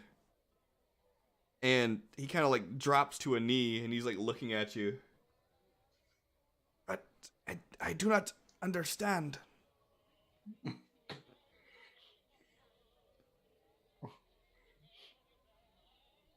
I said all I needed to before. And Vardrak's like looking at her like, should I? And he like Honey. he like keels over. And as he does, the guard that was walking with the entire group of them like looks back at you guys and looks down the line of this chain gang, and he just takes off running into the woods.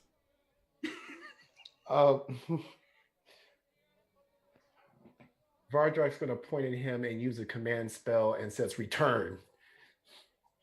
What's before the he save? gets too far.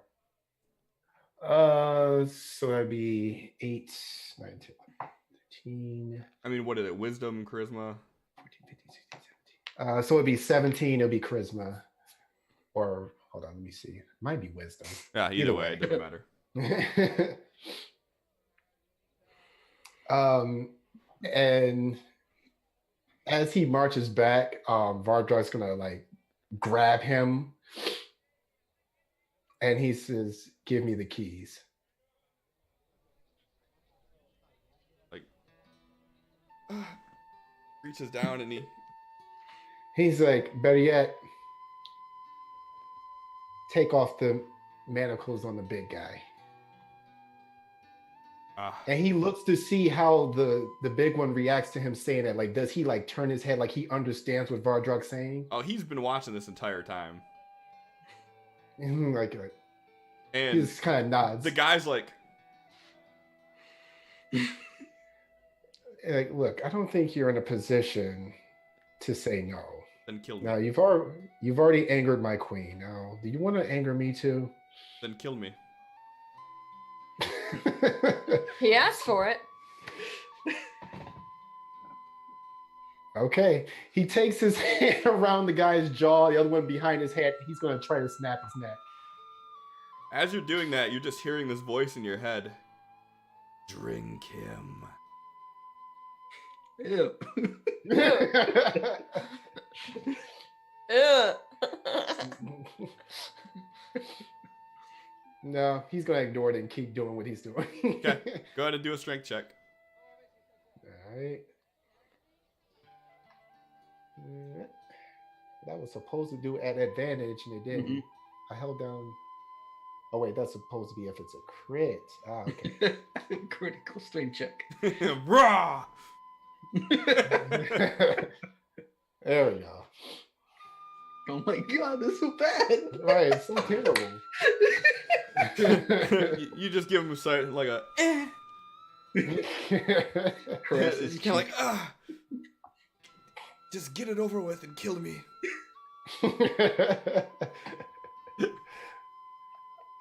He adjusts his grip and tries again. No, there's no trying again. You failed. It would have been awful anyway. You failed. You just hear the voice louder. Do it. He pulls out the light drinker and just holds it in front of his face. Like the end where the blade comes out. Oh yeah, it just opens up through his head. Yeah. Do a damage roll with crit for the life drinker. Oh jeez. This poor guy. He asked for it, okay? Yeah, but he's going out with a sore neck now. Yeah. He's like, Yeah, that's kind of tender now. Before you kill me, could you just give me a little like light rub right there? There's a knot. You need to like do it the other way. Give me a little bit of adjustment. Yeah, so I mean, you guys just see him pull this blade out and like pull the stick of the life drinker out, put it up to the guy's face, and it just right through his face. You just hear like a followed by the chinging of keys hitting the ground. Vardrak looks at the life cutter and says, "If you're ready to work with me again, we can work together." You just hearing like.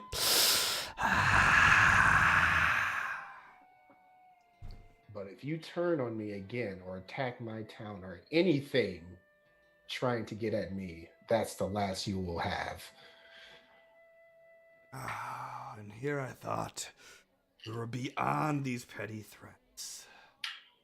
It's not a threat, it's a condition. Deal with it. He just stows it back on his back. He's going to snatch up the keys and he's going to look at the bugbear and he's like, "You understand what I'm saying, don't you?" He doesn't do anything, but he's like locking eyes with you. You want to be free, don't you?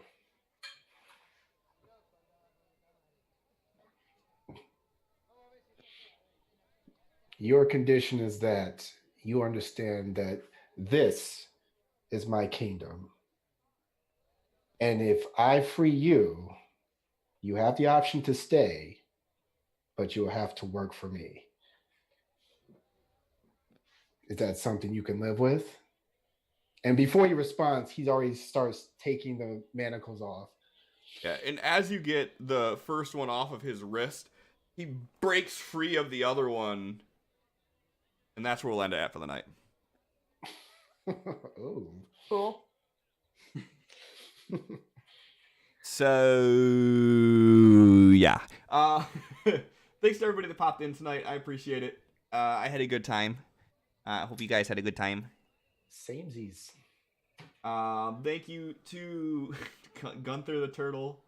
Thank you for the follow. Thank you to Rock Puff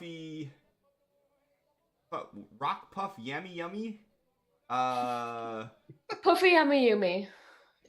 Wait, I think it's from an old Cartoon Network cartoon. It's that what she just said. That right there. Yeah. Hopefully you follow me for my entertainment value and not my pronunciation skills. Khaliv's, K Deathbringer, Sneaky Page, and Gaming Husbands. Thank you all for the follow tonight. I appreciate you guys. Thank you to Fantasy Ground College for the 9 biddies, which I missed. I don't know how the fuck I missed that. Didn't even see you guys pop in. Thank you, though. I appreciate it. That was when you had stepped away. Yeah, you stepped away, so I was like, "Hey, thanks." I did the call out. Thank you. I appreciate that. Thank you for pitching in. A Tiger 96, thank you for the subscription. I appreciate it. I hope you enjoy your emote. And Sneaky Page, thank you for the raid. And if any of the 14 people that came with her stuck around, you the shit. Thank you. So we do this every Tuesday, 8 p.m. Eastern Time, 5 p.m. Pacific, and we roll till around 11:30, 12 o'clock, whatever I can squeeze out of Melissa. Speaking of, this is great. Bye, stream. I gotta go to bed. No, you wait until you don't mess up this. No, you wait 2 minutes. Wait 2 minutes. Don't do it. Don't be that way. I really want to do it now, just out of spite. Don't do it. That's the worst way to do it. I'm such a spiteful Especially, creature. I plan on giving you a shout out. Mm-hmm. See, I'm trying to be good here. So yeah. So as I was finna say. So Melissa started a YouTube channel that she's gonna start building up. Called Harsh Terrains, and she started a Twitch, but she hasn't done anything with it yet. But you should follow that. Hopefully in February I will start at least putting up YouTube videos. I probably won't stream until March, April, because I just need to get things set up for that. But yeah, that's gonna be happening. Don't worry, it's super easy to do. It takes hardly any preparation. You just bring it. At least that's what I do. Clearly. So make sure you follow her. She's going to be doing a lot of, like, as the name would suggest, building actual physical props and battle maps and terrain and houses and everything for D&D. So do you have a Facebook like page for that? I do. There's nothing on it yet because I'm still building everything up. Okay. So So Just you music should, when you get that going, we'll plug that so that way we're not sending people to your personal page. But yeah, so there's that. Make sure you follow. The dude two underneath me here, he's the one that did all the art for all the characters. Follow him too. I don't know, Sin, are you even like using your Twitch or anything right now? It's like if you go to it, it still has like a banner going across it saying like I'm offline for now. I'll be back soon. Clearly he's lying because he's online right now. Go follow him and tell him that he's an asshole for lying. And then John doesn't do any of that stuff. Shit. So No. I mean, just give him a thumbs up or something. I don't know. And finally, every time I do a stream, I raid out at the end, and that's basically taking all this love that you guys have given me and giving it to somebody else. I'm gonna try to stick with somebody within the D&D community, and I'm gonna regret it probably, but I might not. This looks promising, actually. So we're gonna head over here. It's gonna be better this time, guys. So thank you guys so much for stopping in tonight. I really truly do appreciate it. And come back either Thursday at 8, where I'll be doing Cliff Notes, where I'm just theorizing and we'll be building more of this world that we're in right now. Or if nothing else, come back next Tuesday, 8 p.m. Eastern time, and for more adventures from Amethil. So thank you guys. Have a beautiful night. Good night. Bye. bye. I feel good about this one, guys. I feel Oh, good. it actually looks like it. Yeah, it looks like Oh apple. wow. Yeah, I feel good. Her hair is so big.